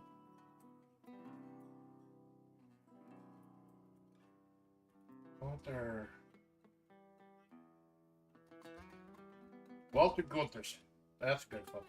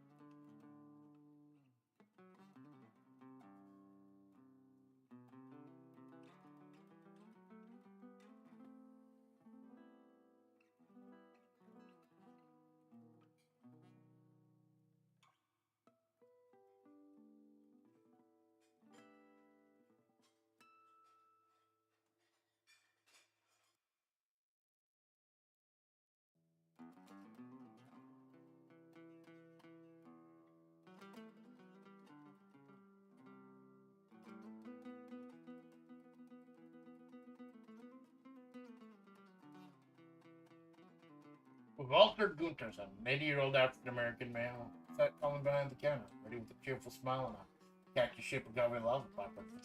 Isn't that what the agave is? Let me double check. I think agave is supposed to be like cactus water. I think that's what it is. What is agave?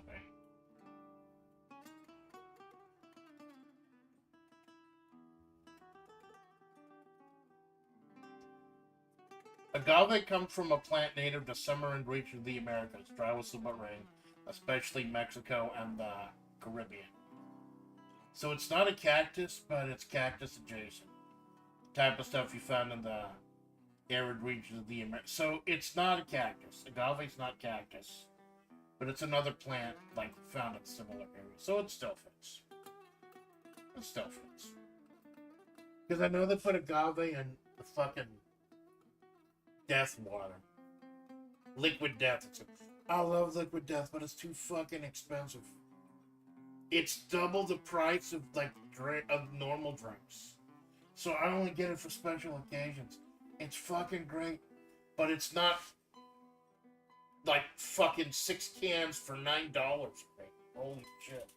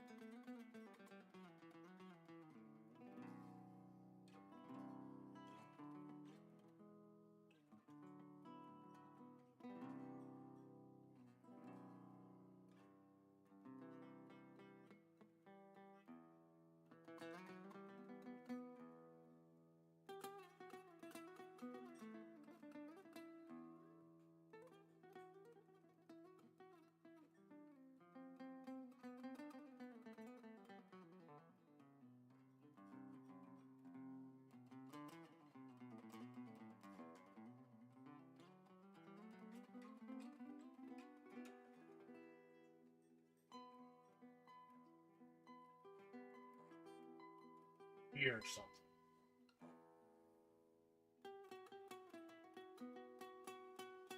Beer. Barely keep the fucking beer.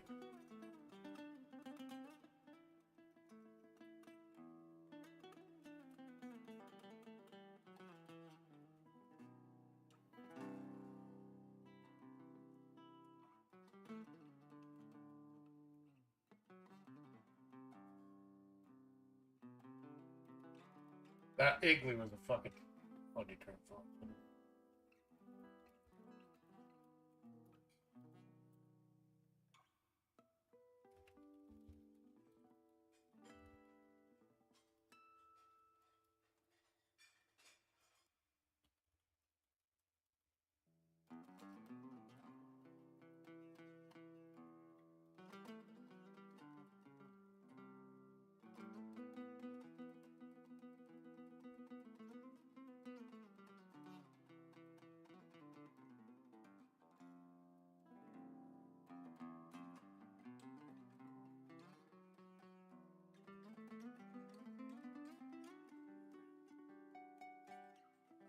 Walter Gunterson, an 80-year-old African-American male, sat calmly behind the counter, ready with a fearful smile and a khaki shape of gothic lollipop for the kids.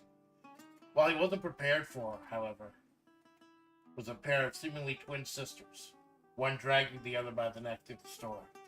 Two silver-head bony sacks of flesh, one with the red eyes on to one with the yellow eyes by the scruff of her neck, and dragging her back to the back of the store. Dragging her to the back. Getting a little too wordy.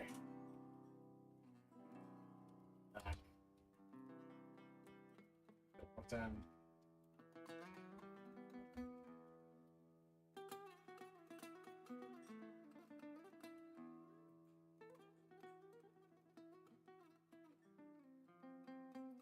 The red-eyed one, clad in a crisp white business suit that was all the chic in the hombre, hauled the yellow-eyed one, slumped over wearing black trackpants and a sweat-soaked gray tank top, back to the party igloo.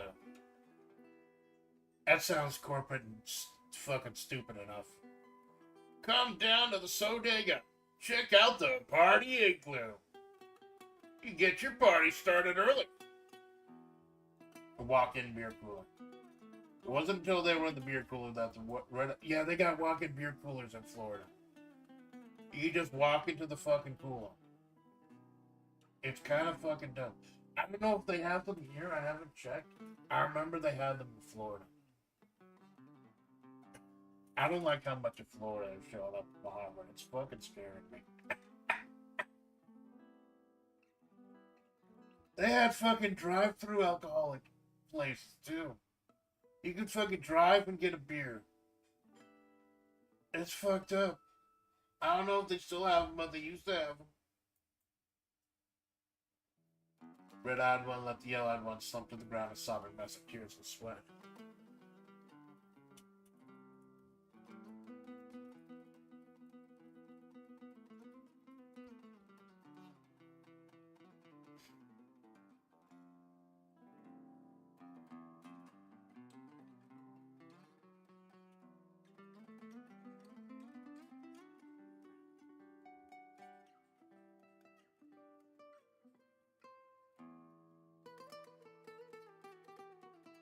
I'm gonna need to see some ID. Walter cautiously broke down.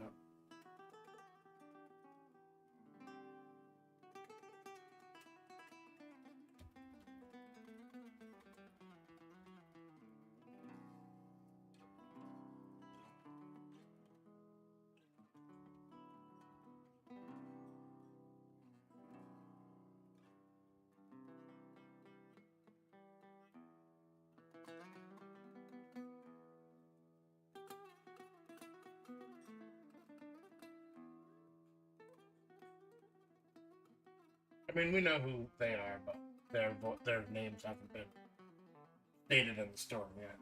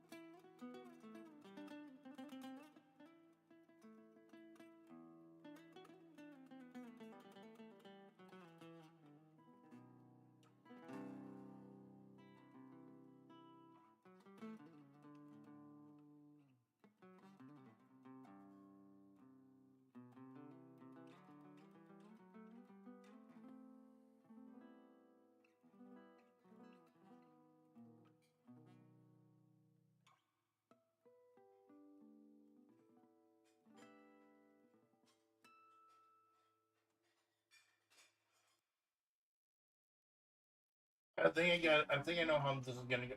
I think this is. I figured out how this is gonna go out in the post. This has become one of those chapters where now I know what I want to do. So I'm sorry if those aren't entertaining. Where it's just me writing for a little while. But I think if I know what I want to do with this chapter. A little bit of exposition, a little bit of sexy times.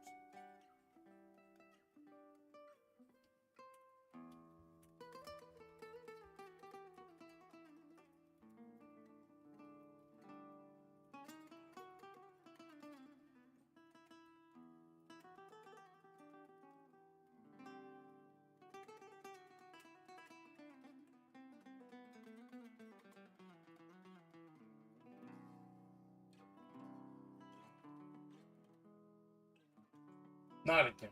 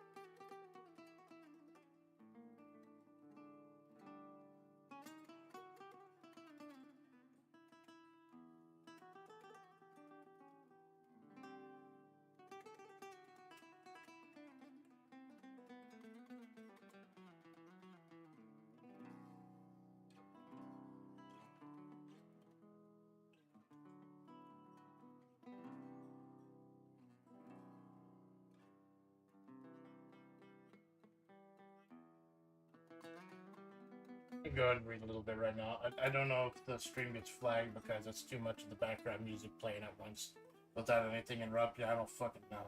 I don't think the stream has been cut off yet. I'm watching my phone. Check. It still gives me the warning, but it still says stream is healthy. So I think we're still here.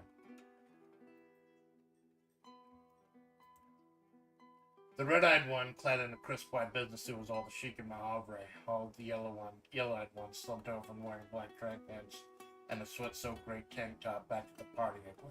Streams long, thank you, James. Back to the party igloo! The walk-in beer cooler. It wasn't until they were in the beer cooler that the red-eyed one let the yellow-eyed one slump to the ground, sobbing massive tears and sweat. I'm gonna need to see some ID. Walter cautiously groped out. He was met by the terrified yellow-eyed woman, reaching for her Desert Eagle, pulling it from the small of her back, and the equally deft red-eyed one snatching away from the yellow-eyed one, trying to grab it back. They're trying to kill me, my E, Amanda shouted. And you take away my fucking gun! I wanna... Oh, hold on. My phone went dark. I thought maybe the stream got dinged. No, it's down to 5% battery. Oh, that's not it. Alright, sir. I fucking hate the fact that these chargers only go one way. It goes in a little bit, but I don't hear the click. So I gotta turn it around and hear the click to make sure it does the right way. They're trying to kill me, my E, Amanda shouted. And you take away my fucking gun. I want to be perfectly sure you're not going to shove it in your mouth. Now, whether or not they're actually trying to kill you, they didn't. You're still what passes for alive. I make sure of that. And I'm going to continue to make sure of that. But you don't get to freak out on me. I'm the only friend you've got. Got it, Amanda? Amanda nodded weakly, collapsing in a sob to center and pocketed her Desert Eagle, making her way back to the counter, towards a very confused Vulgar as she slid her porcelain mask back on. Does she need help? She needs a 32-ounce bottle of purified mineral water, and you need to mind your own business. San Ruby replied, scanning the counter. Little Guerro figurines lined the counter amidst the ladders and mail enhancement pills, mirroring the massive Guerro display in the middle of the store. It's not live, V, loud with the F. A life-size cactus with those trademark glasses, black with perfectly round rims, in a very a la carte fashion.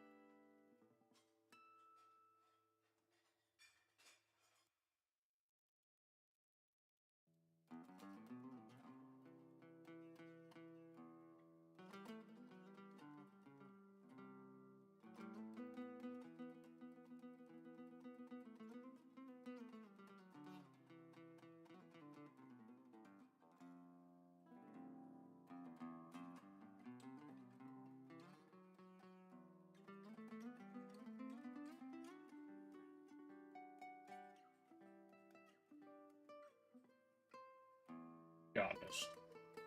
I use the word jaundice to describe my eyes so many times I keep forgetting how it's spelled. Jaundice yellow. Doesn't matter, it's not fucking well.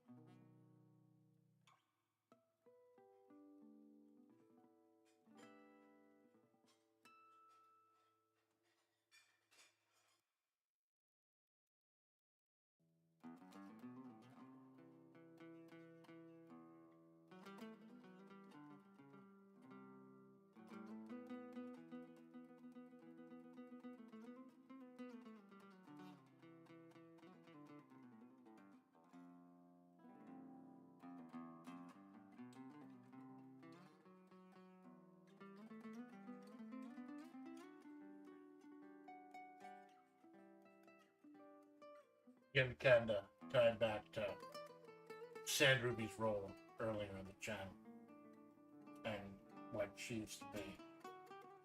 Kind of is to some extent.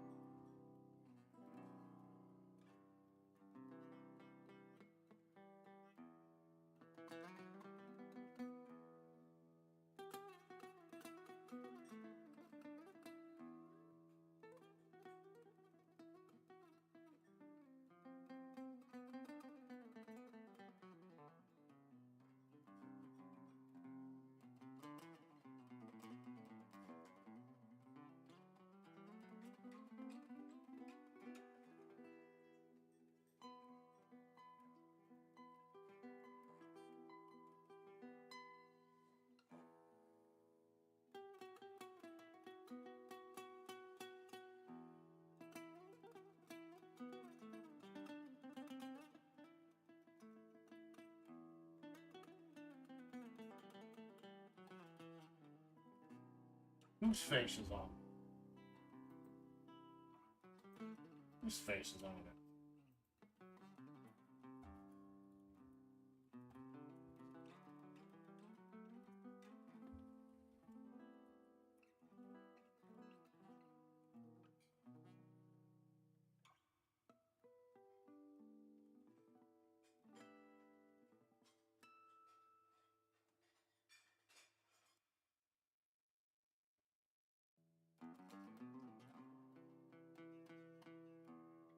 William McKinley.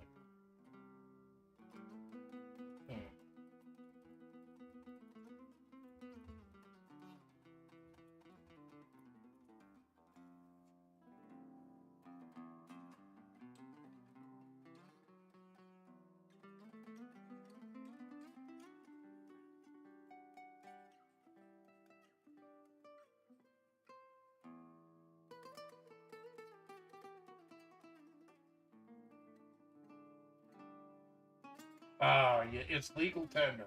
It's still legal.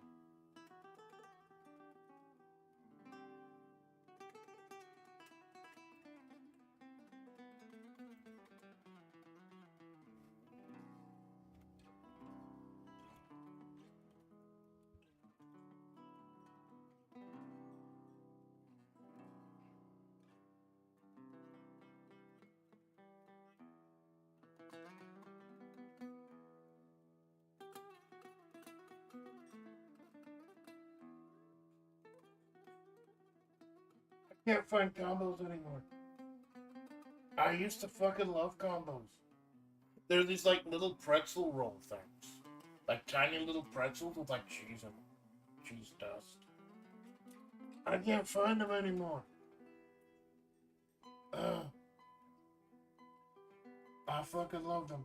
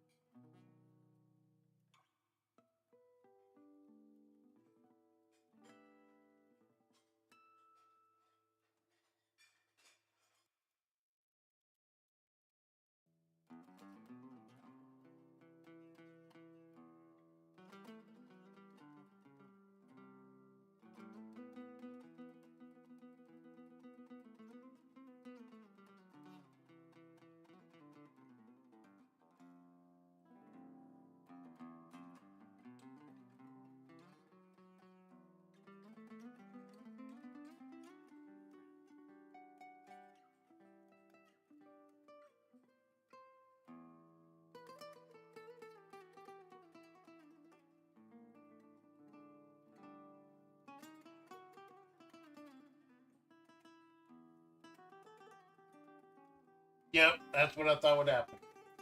I didn't talk for long enough.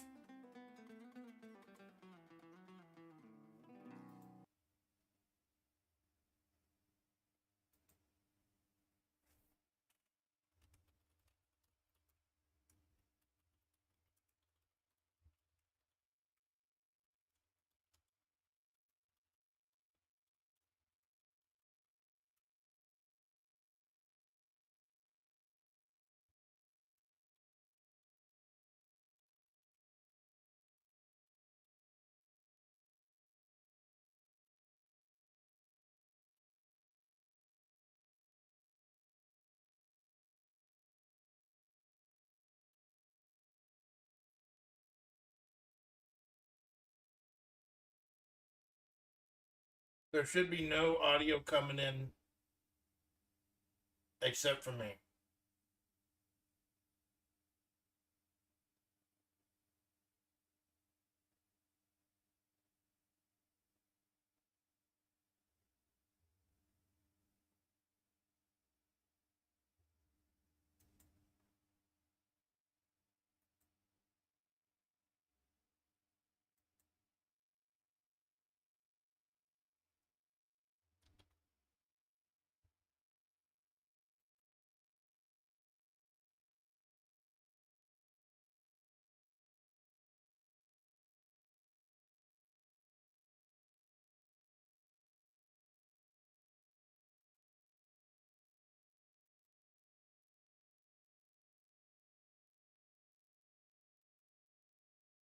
This is bullshit.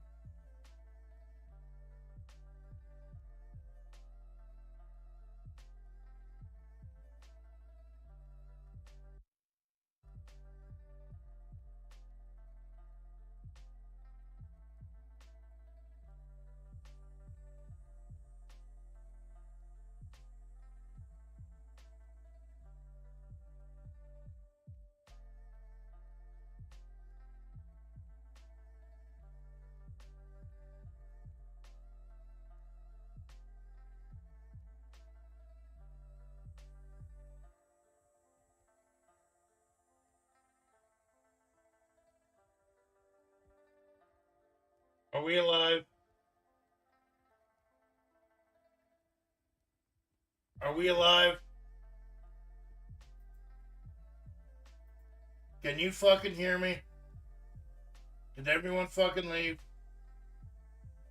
We're alive. Thank you, Jinx. It's my fucking BGM. It's real. Like, at the end of the stream, nothing's gonna be dinged. It's gonna be the whole fucking thing. I got my music from Pixabay. I got the fucking music from Pixabay. It's supposed to be royalty free. I got Lo-Fi Geek going right now.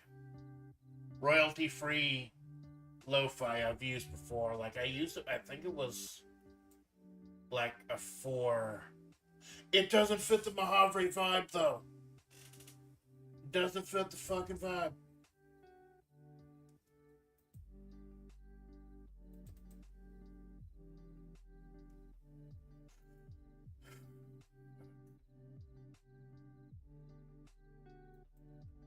Well, fuck.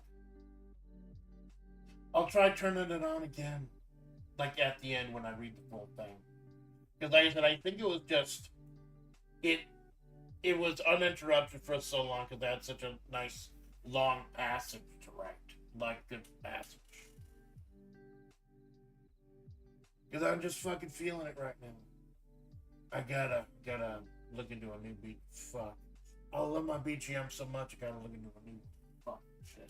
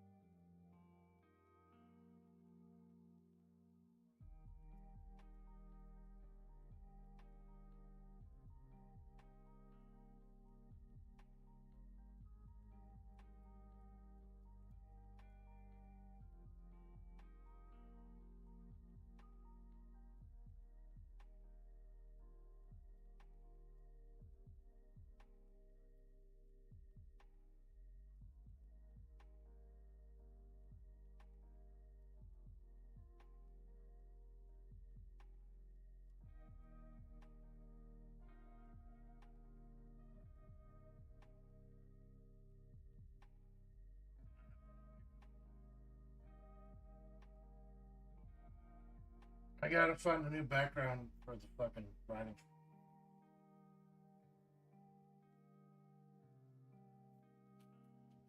So dead. Okay, I think we're back.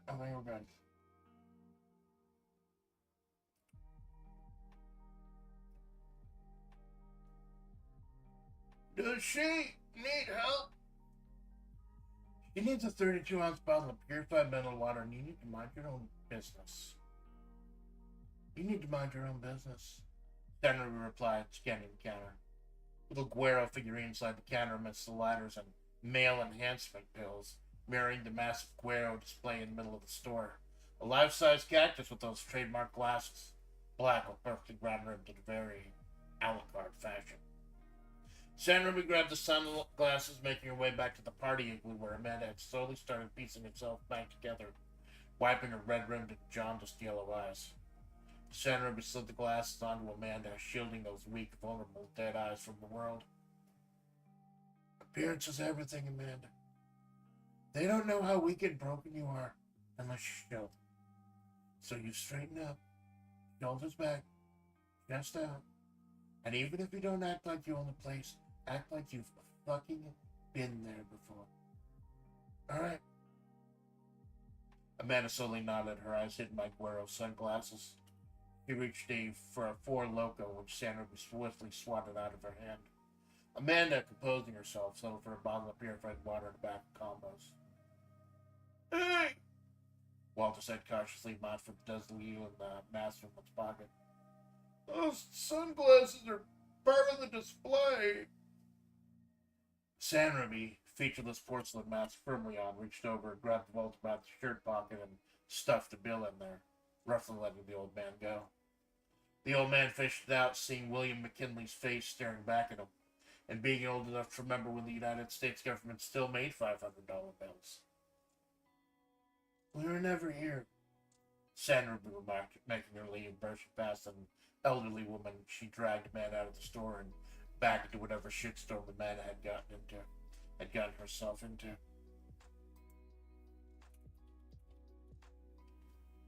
Well, he was certainly a snobby grasser, the old woman remarked to the androgynous coyote spirit. What was that all about? Walter looked back down to the $500 bill in his hands and shrugged. Just another afternoon in the desert. How can I help you? I think that flashback. Not only tying Guerro into the main story, describing what Guerro is, actually, if you think about it, Amanda got her glasses from Guerro. So he's now officially part of the fucking canonical storyline. Got her glasses from Guerro. The fucking cactus. Guerro had first. I was trying to figure out logically how it could work out, and I think that was really fucking cool. Let me know if the lo-fi is too loud. I've got my headphones off. No, let me check. Where's my fucking headphones? I write without my headphones. I just like listening to the fan.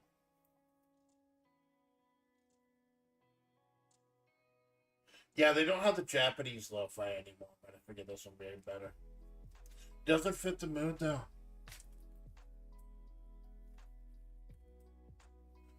I think I might try switching back over to the normal BGM. Like I said, the fucking BGM died, I'm pretty sure, because it just went on for too long without me talking. But I'll just have the fucking lo-fi geek shit going till I finish the chapter. We're almost done. I can tell we're almost done. So yeah, I think that was the nice little encapsulation of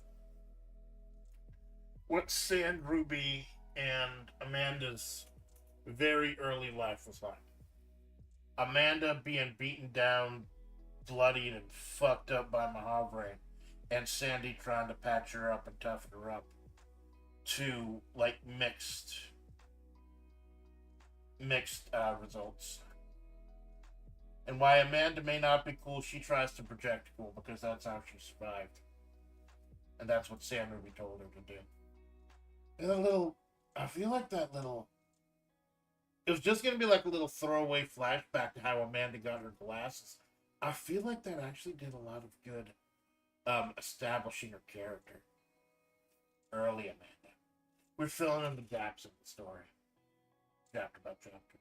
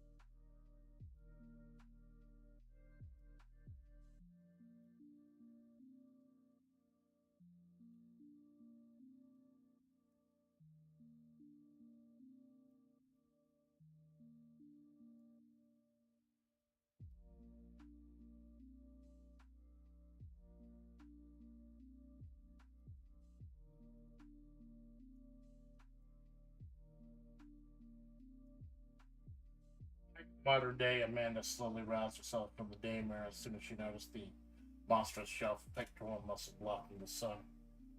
Alpha had come to check on her, flanked by that busty ass gold agent of the water bearers. Seeing both Alpha and Takeen checking in on her, Amanda realized she must have either started openly crying or clutching her head or something. And as such, just eased herself back into the pool with an errant spine broken, please understand, letting the water overtake her and free her body.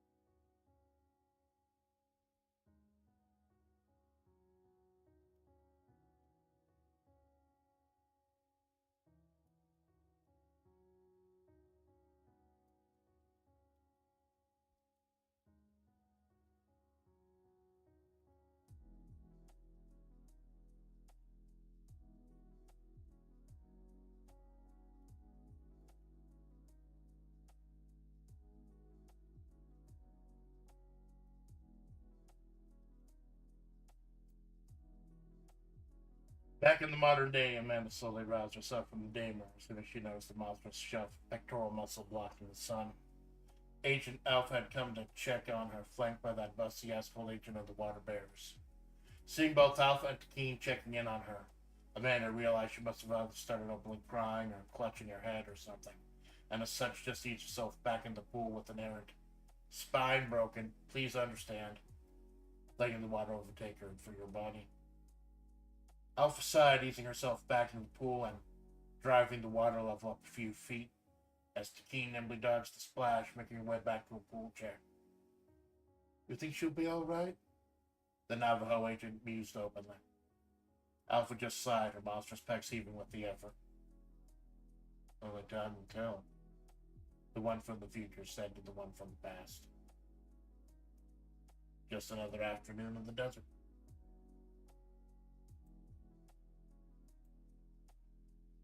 I think that's good.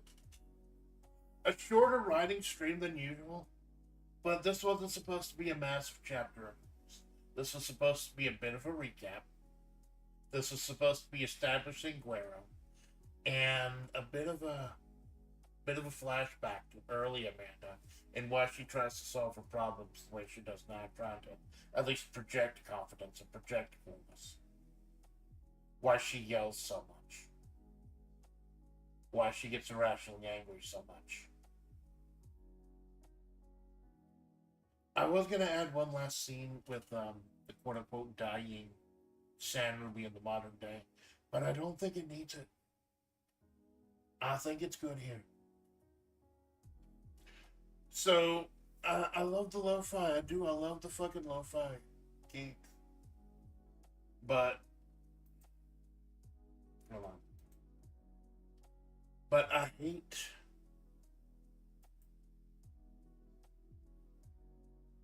But I fucking hate. It doesn't fit the story.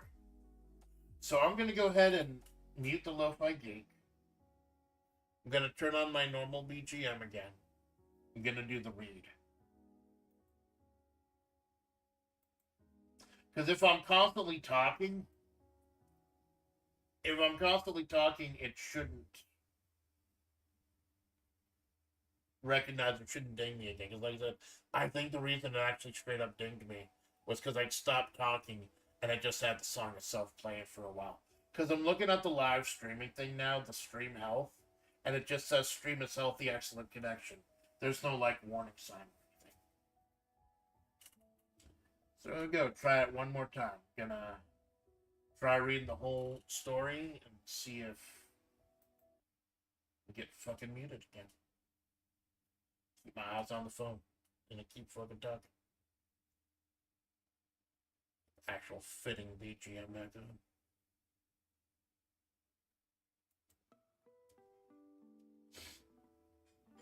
Here's Guerro. The throbbing in her head, the spears through her spine, blood pumping in her veins, everything was telling Amanda. Just right here. For my own reference, moving Guerro a little bit over here.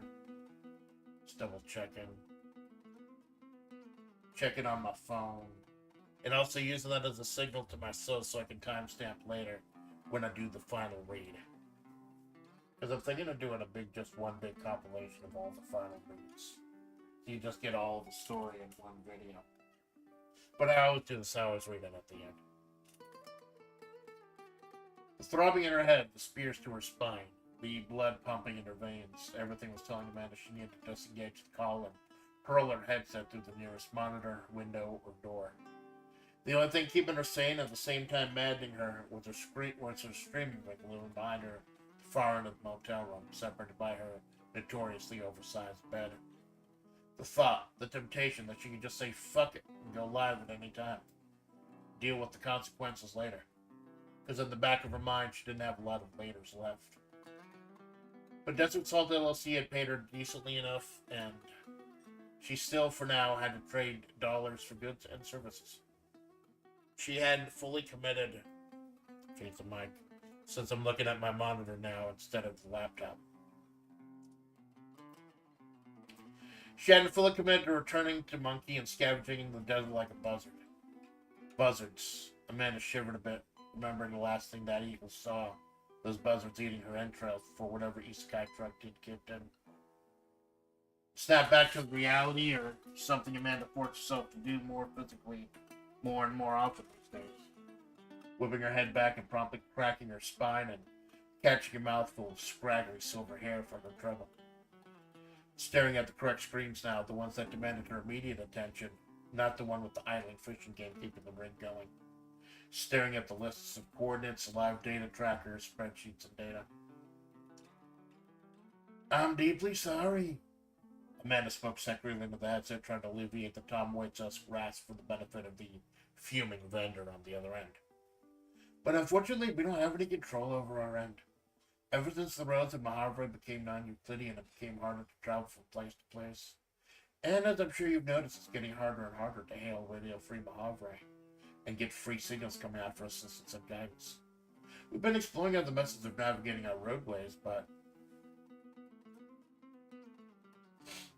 the virulent stream of profanity on the other end let Amanda know, like so many other vendors she'd had to deal with lately, this wasn't about actually fixing the problem, so much as screaming rage and trying to make someone else stay as miserable as there was. They weren't going to get their salt and salt accessories on time. They were going to file a lawsuit.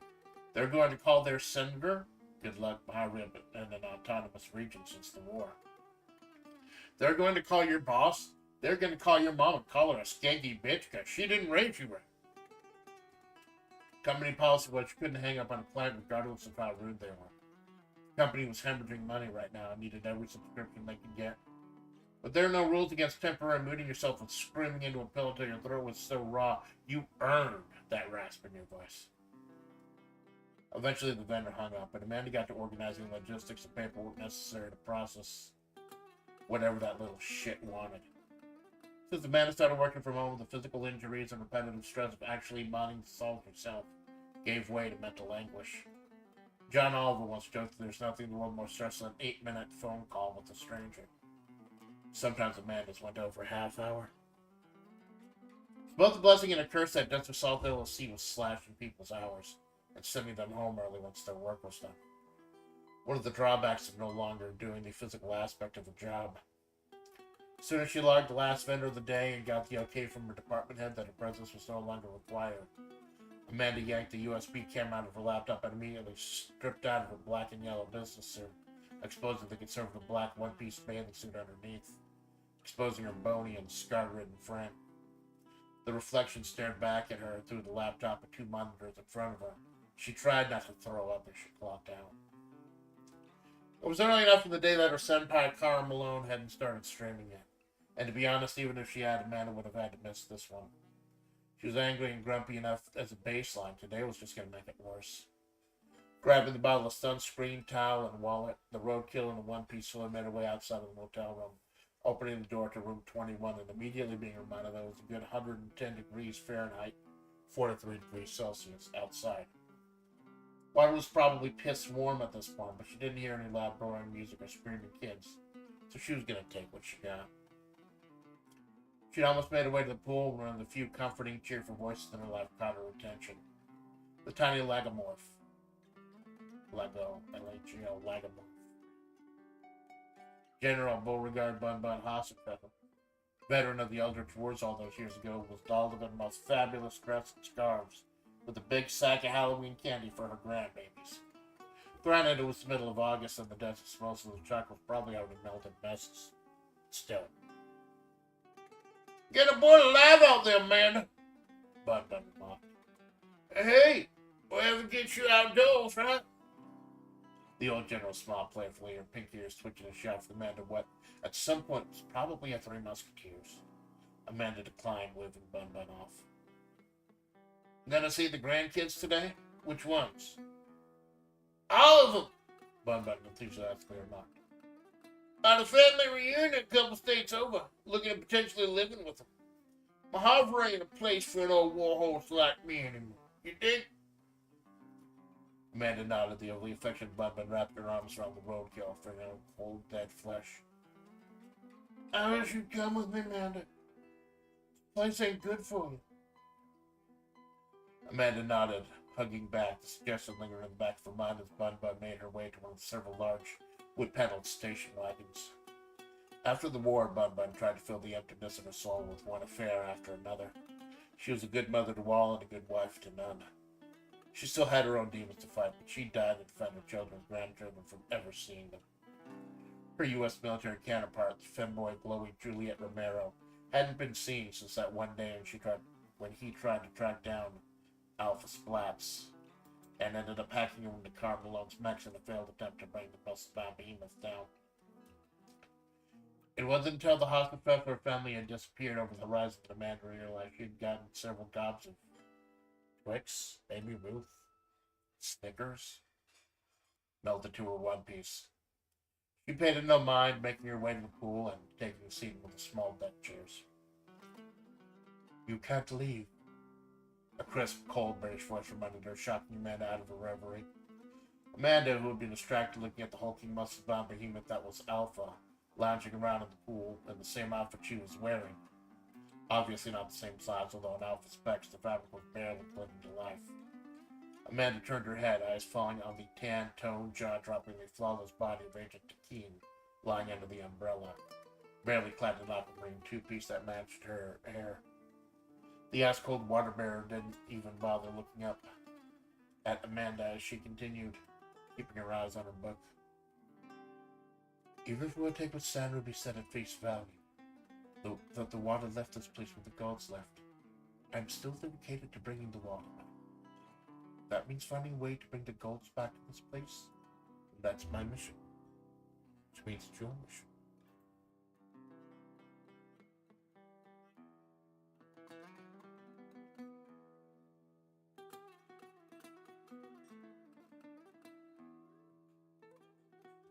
Sorry, I thought I heard someone. Amanda idly nodded, looking over the book Takeen was reading. The book was written in Malvo, probably a rare copy no one outside the water bears had access to. So Amanda gave up, slowly sliding her bony flesh in the water and making sure the chocolate stains left her suit. "Yeah, keep my fucking promises. You're gonna get in." Takeen scoffed angrily.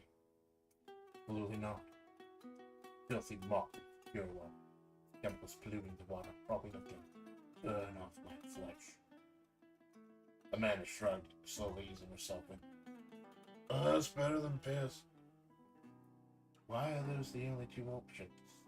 Takeen asked. "Because it's 110 fucking degrees outside, and work was shit, and I need to fucking decompress and not feel my fucking shattered spine for a few minutes. Alright?" Amanda ranted, not appreciating the fact that Takeen could probably snap her neck with the piano wire anytime she wanted. And the agent slowly reached into one of the latter pages of her books, apparently always prepared, before a stony glance by Alpha stayed Takeen, and the drop-dead gorgeous agent's attention went back to her book.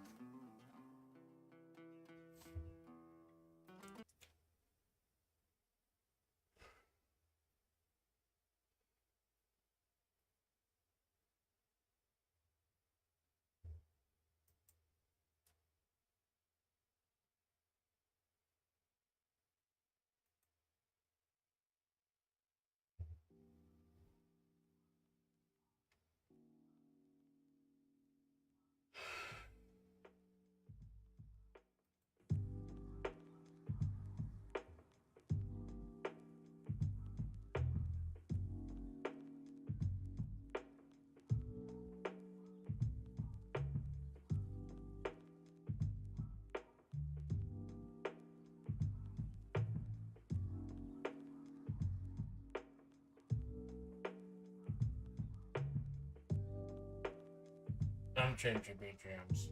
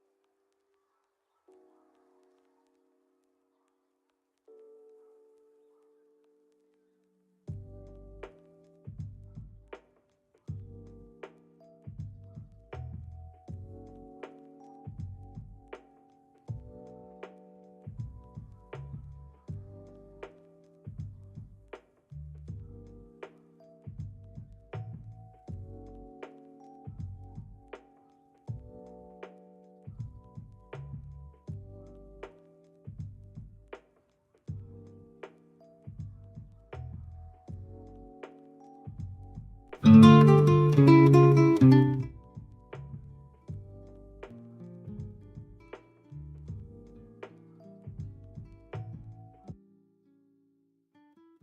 where were we?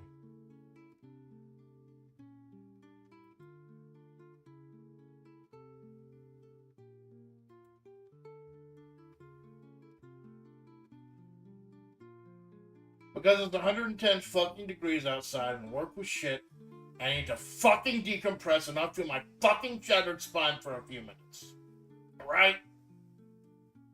Amanda ranted, not appreciating the fact that the Keen could probably snap her neck piano wire anytime she wanted, and the agent slowly reached one of the latter pages of her book. Apparently I was prepared. Before Sony glanced by Alpha stayed to Keen, and the drop-dead gorgeous agent's attention went back to her book. Alpha, being Amanda from the future, only Keen had any inkling of that right now. Knew Amanda better than she knew herself. And as such, the nearly 800-pound wall of muzzle stayed quiet at the deep end, while Amanda found her water legs on the shallows, occasionally flexing her gargantuan pectorals whenever she caught Amanda's eyes straying. Amanda, still not on the fact that this tightened pool across from her may someday be her, tried to strike up light conversation. So, how are you liking my offering? Yeah, it's a bitch to get around, but honestly, it's got charm.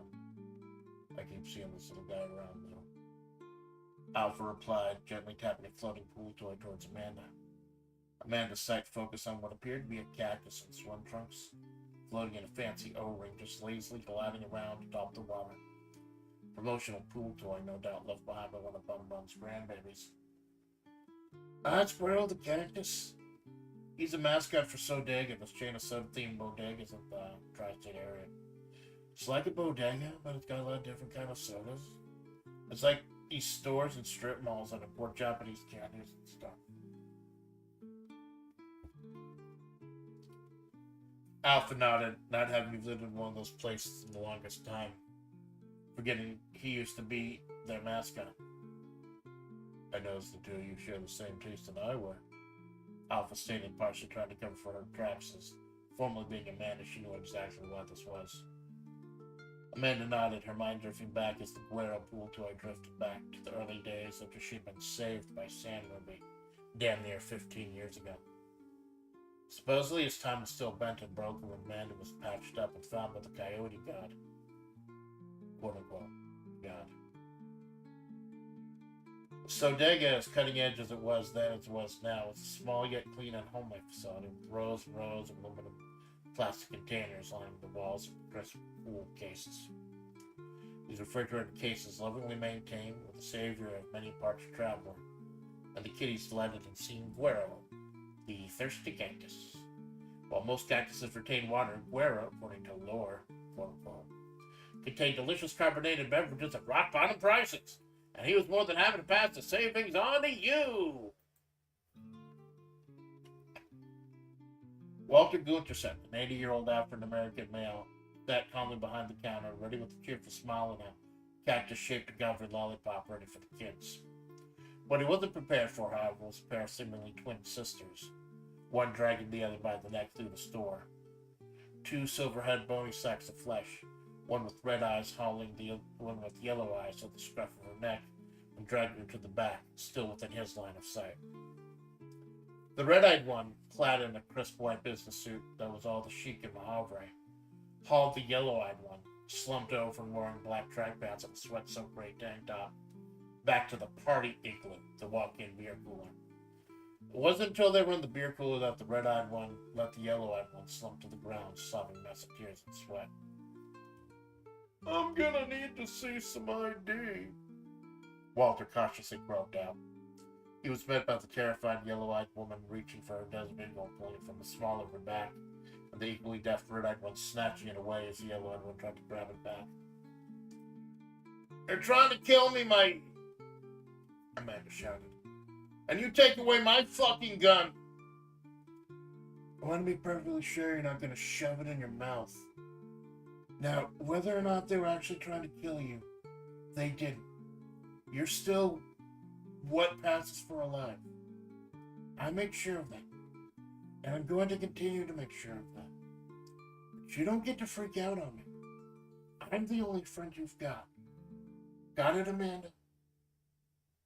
Amanda nodded weakly, collapsing in the sobs. Sandra pocketed her Desert Eagle, making her way to the counter and towards a very confused Walter as she slid her porcelain mask back on. Does she need help? She needs a 32-ounce bottle of purified mineral water, and you need to mind your own business. Sandra replied, scanning the counter. Little Guerro figurines lined the counter amidst the ladders of male enhancement pills, mirroring the massive Guerro display in the middle of the store. A life-size cactus with those trademark glasses, black with purpley round rims, in a very a la carte fashion. Sandra grabbed the sunglasses, making her way back to the party igloo, where Amanda had slowly started piecing herself back together, wiping her red-rimmed and jaundiced yellow eyes. Sandra set the sunglasses onto Amanda, shielding those weak, vulnerable, dead eyes from the world. Appearance is everything, Amanda. They don't know how weak and broken you are unless you show them. So you straighten up, shoulders back, chest out, and even if you don't act like you own the place, act like you've fucking been there. Alright? Amanda slowly nodded, her eyes hidden by Guerro's sunglasses. She reached for her faux logo, which Sandra swiftly swatted out of her hand. Amanda, composing herself, settled for that bottle of purified water and a bag of combos. Hey! Walter said cautiously, mindful of the Desert Eagle in the masterman's pocket. Those sunglasses are part of the display. Sandra, featured those porcelain masks firmly on, reached over, grabbed Walter by the shirt pocket, and stuffed the bill in there, roughly letting the old man go. The old man fished out, seeing William McKinley's face staring back at him, and being old enough to remember back when the United States government still made $500 bills. We were never here, Sandra remarked, making me leave, where she passed an elderly woman as she dragged Amanda out of the store and back into whatever shitstorm Amanda had gotten herself into. Well, he surely was a snappy trussel, the old woman remarked of the androgynous coyote spirit. What was that about?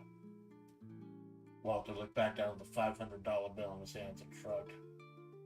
Just another afternoon of the desert. How can I help? Back in the modern day, Amanda slowly roused herself from her daymare as she noticed the monstrous shelf of pectoral muscle blocking the sun. Alpha had come to check on her, flanked by that busty ass cold agent of the water bearers. Seeing both Alpha and Takeen checking in on her, Amanda realized she must have either start openly crying or clutching her head or something, and as such just eased herself back in the pool with an errant, spine broken, please understand, letting the water overtake her and free her body. Alpha sighed, easing herself back in the pool and driving the water level up a few feet, as Takeen nimbly dodged the splash, making her way back to a pool chair. You think she'll be alright? The Navajo agent mused openly. Alpha just sighed, her monstrous pecs heaving with effort. Only time will tell, the one from the future said to the one from the past. Just another afternoon on the desert. I kind of like how it came out. A lot darker than I thought it would be, but like just enough levity. Not straight up comedy. I'm not sure I can write comedy, but just enough. Well, No More Lies had some comedy. But yeah, I think that was good. I think that did a nice short chapter, and it did what it needed to do. We got a recap of where the main cast is right now. We got little sexy descriptions for some of the cast. We got Amanda in the fucking pool, finally. And we've got a little flashback, not only to what Guerro is, but how Amanda got her glasses. And how Sandy used to treat Amanda back in early days, before they went ahead and started bridging the gap. I think that went well. I mean, other than fucking Other than YouTube. Fuck YouTube. Fucking dinging my BGM twice. My royalty-free fucking BGM. I think that went well. I'm gonna have to find some new BGM though, and it's so hard to find something royalty-free that's like a Spanish guitar or a steel guitar, some like Nevada, Arizona type shit.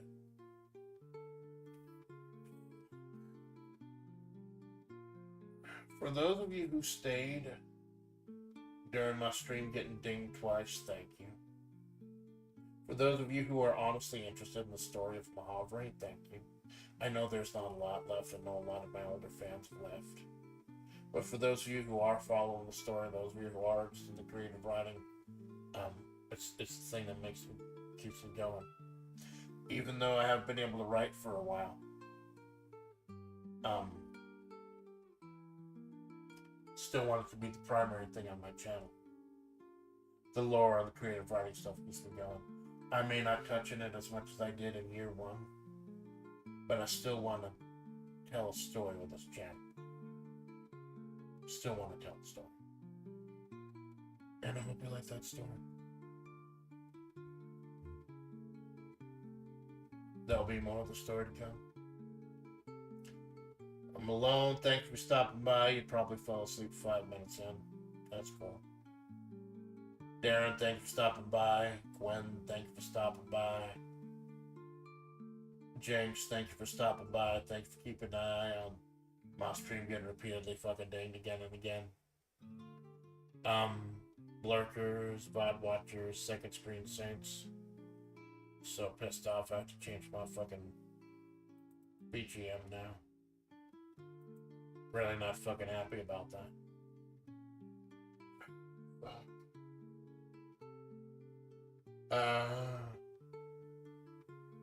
Check out Choco Minato, 4 p.m. I will be on Choco's channel. Playing Windjammers 2. We may play other things. Probably just Windjammers 2. I hope you enjoyed Sexy Ladies and Reliving Trauma. Because that's really what the Amanda Splatts project is about. Sexy woman and reliving trauma. And your faithful Amanda Splatts. It's the Amanda Splatts project. Yeah.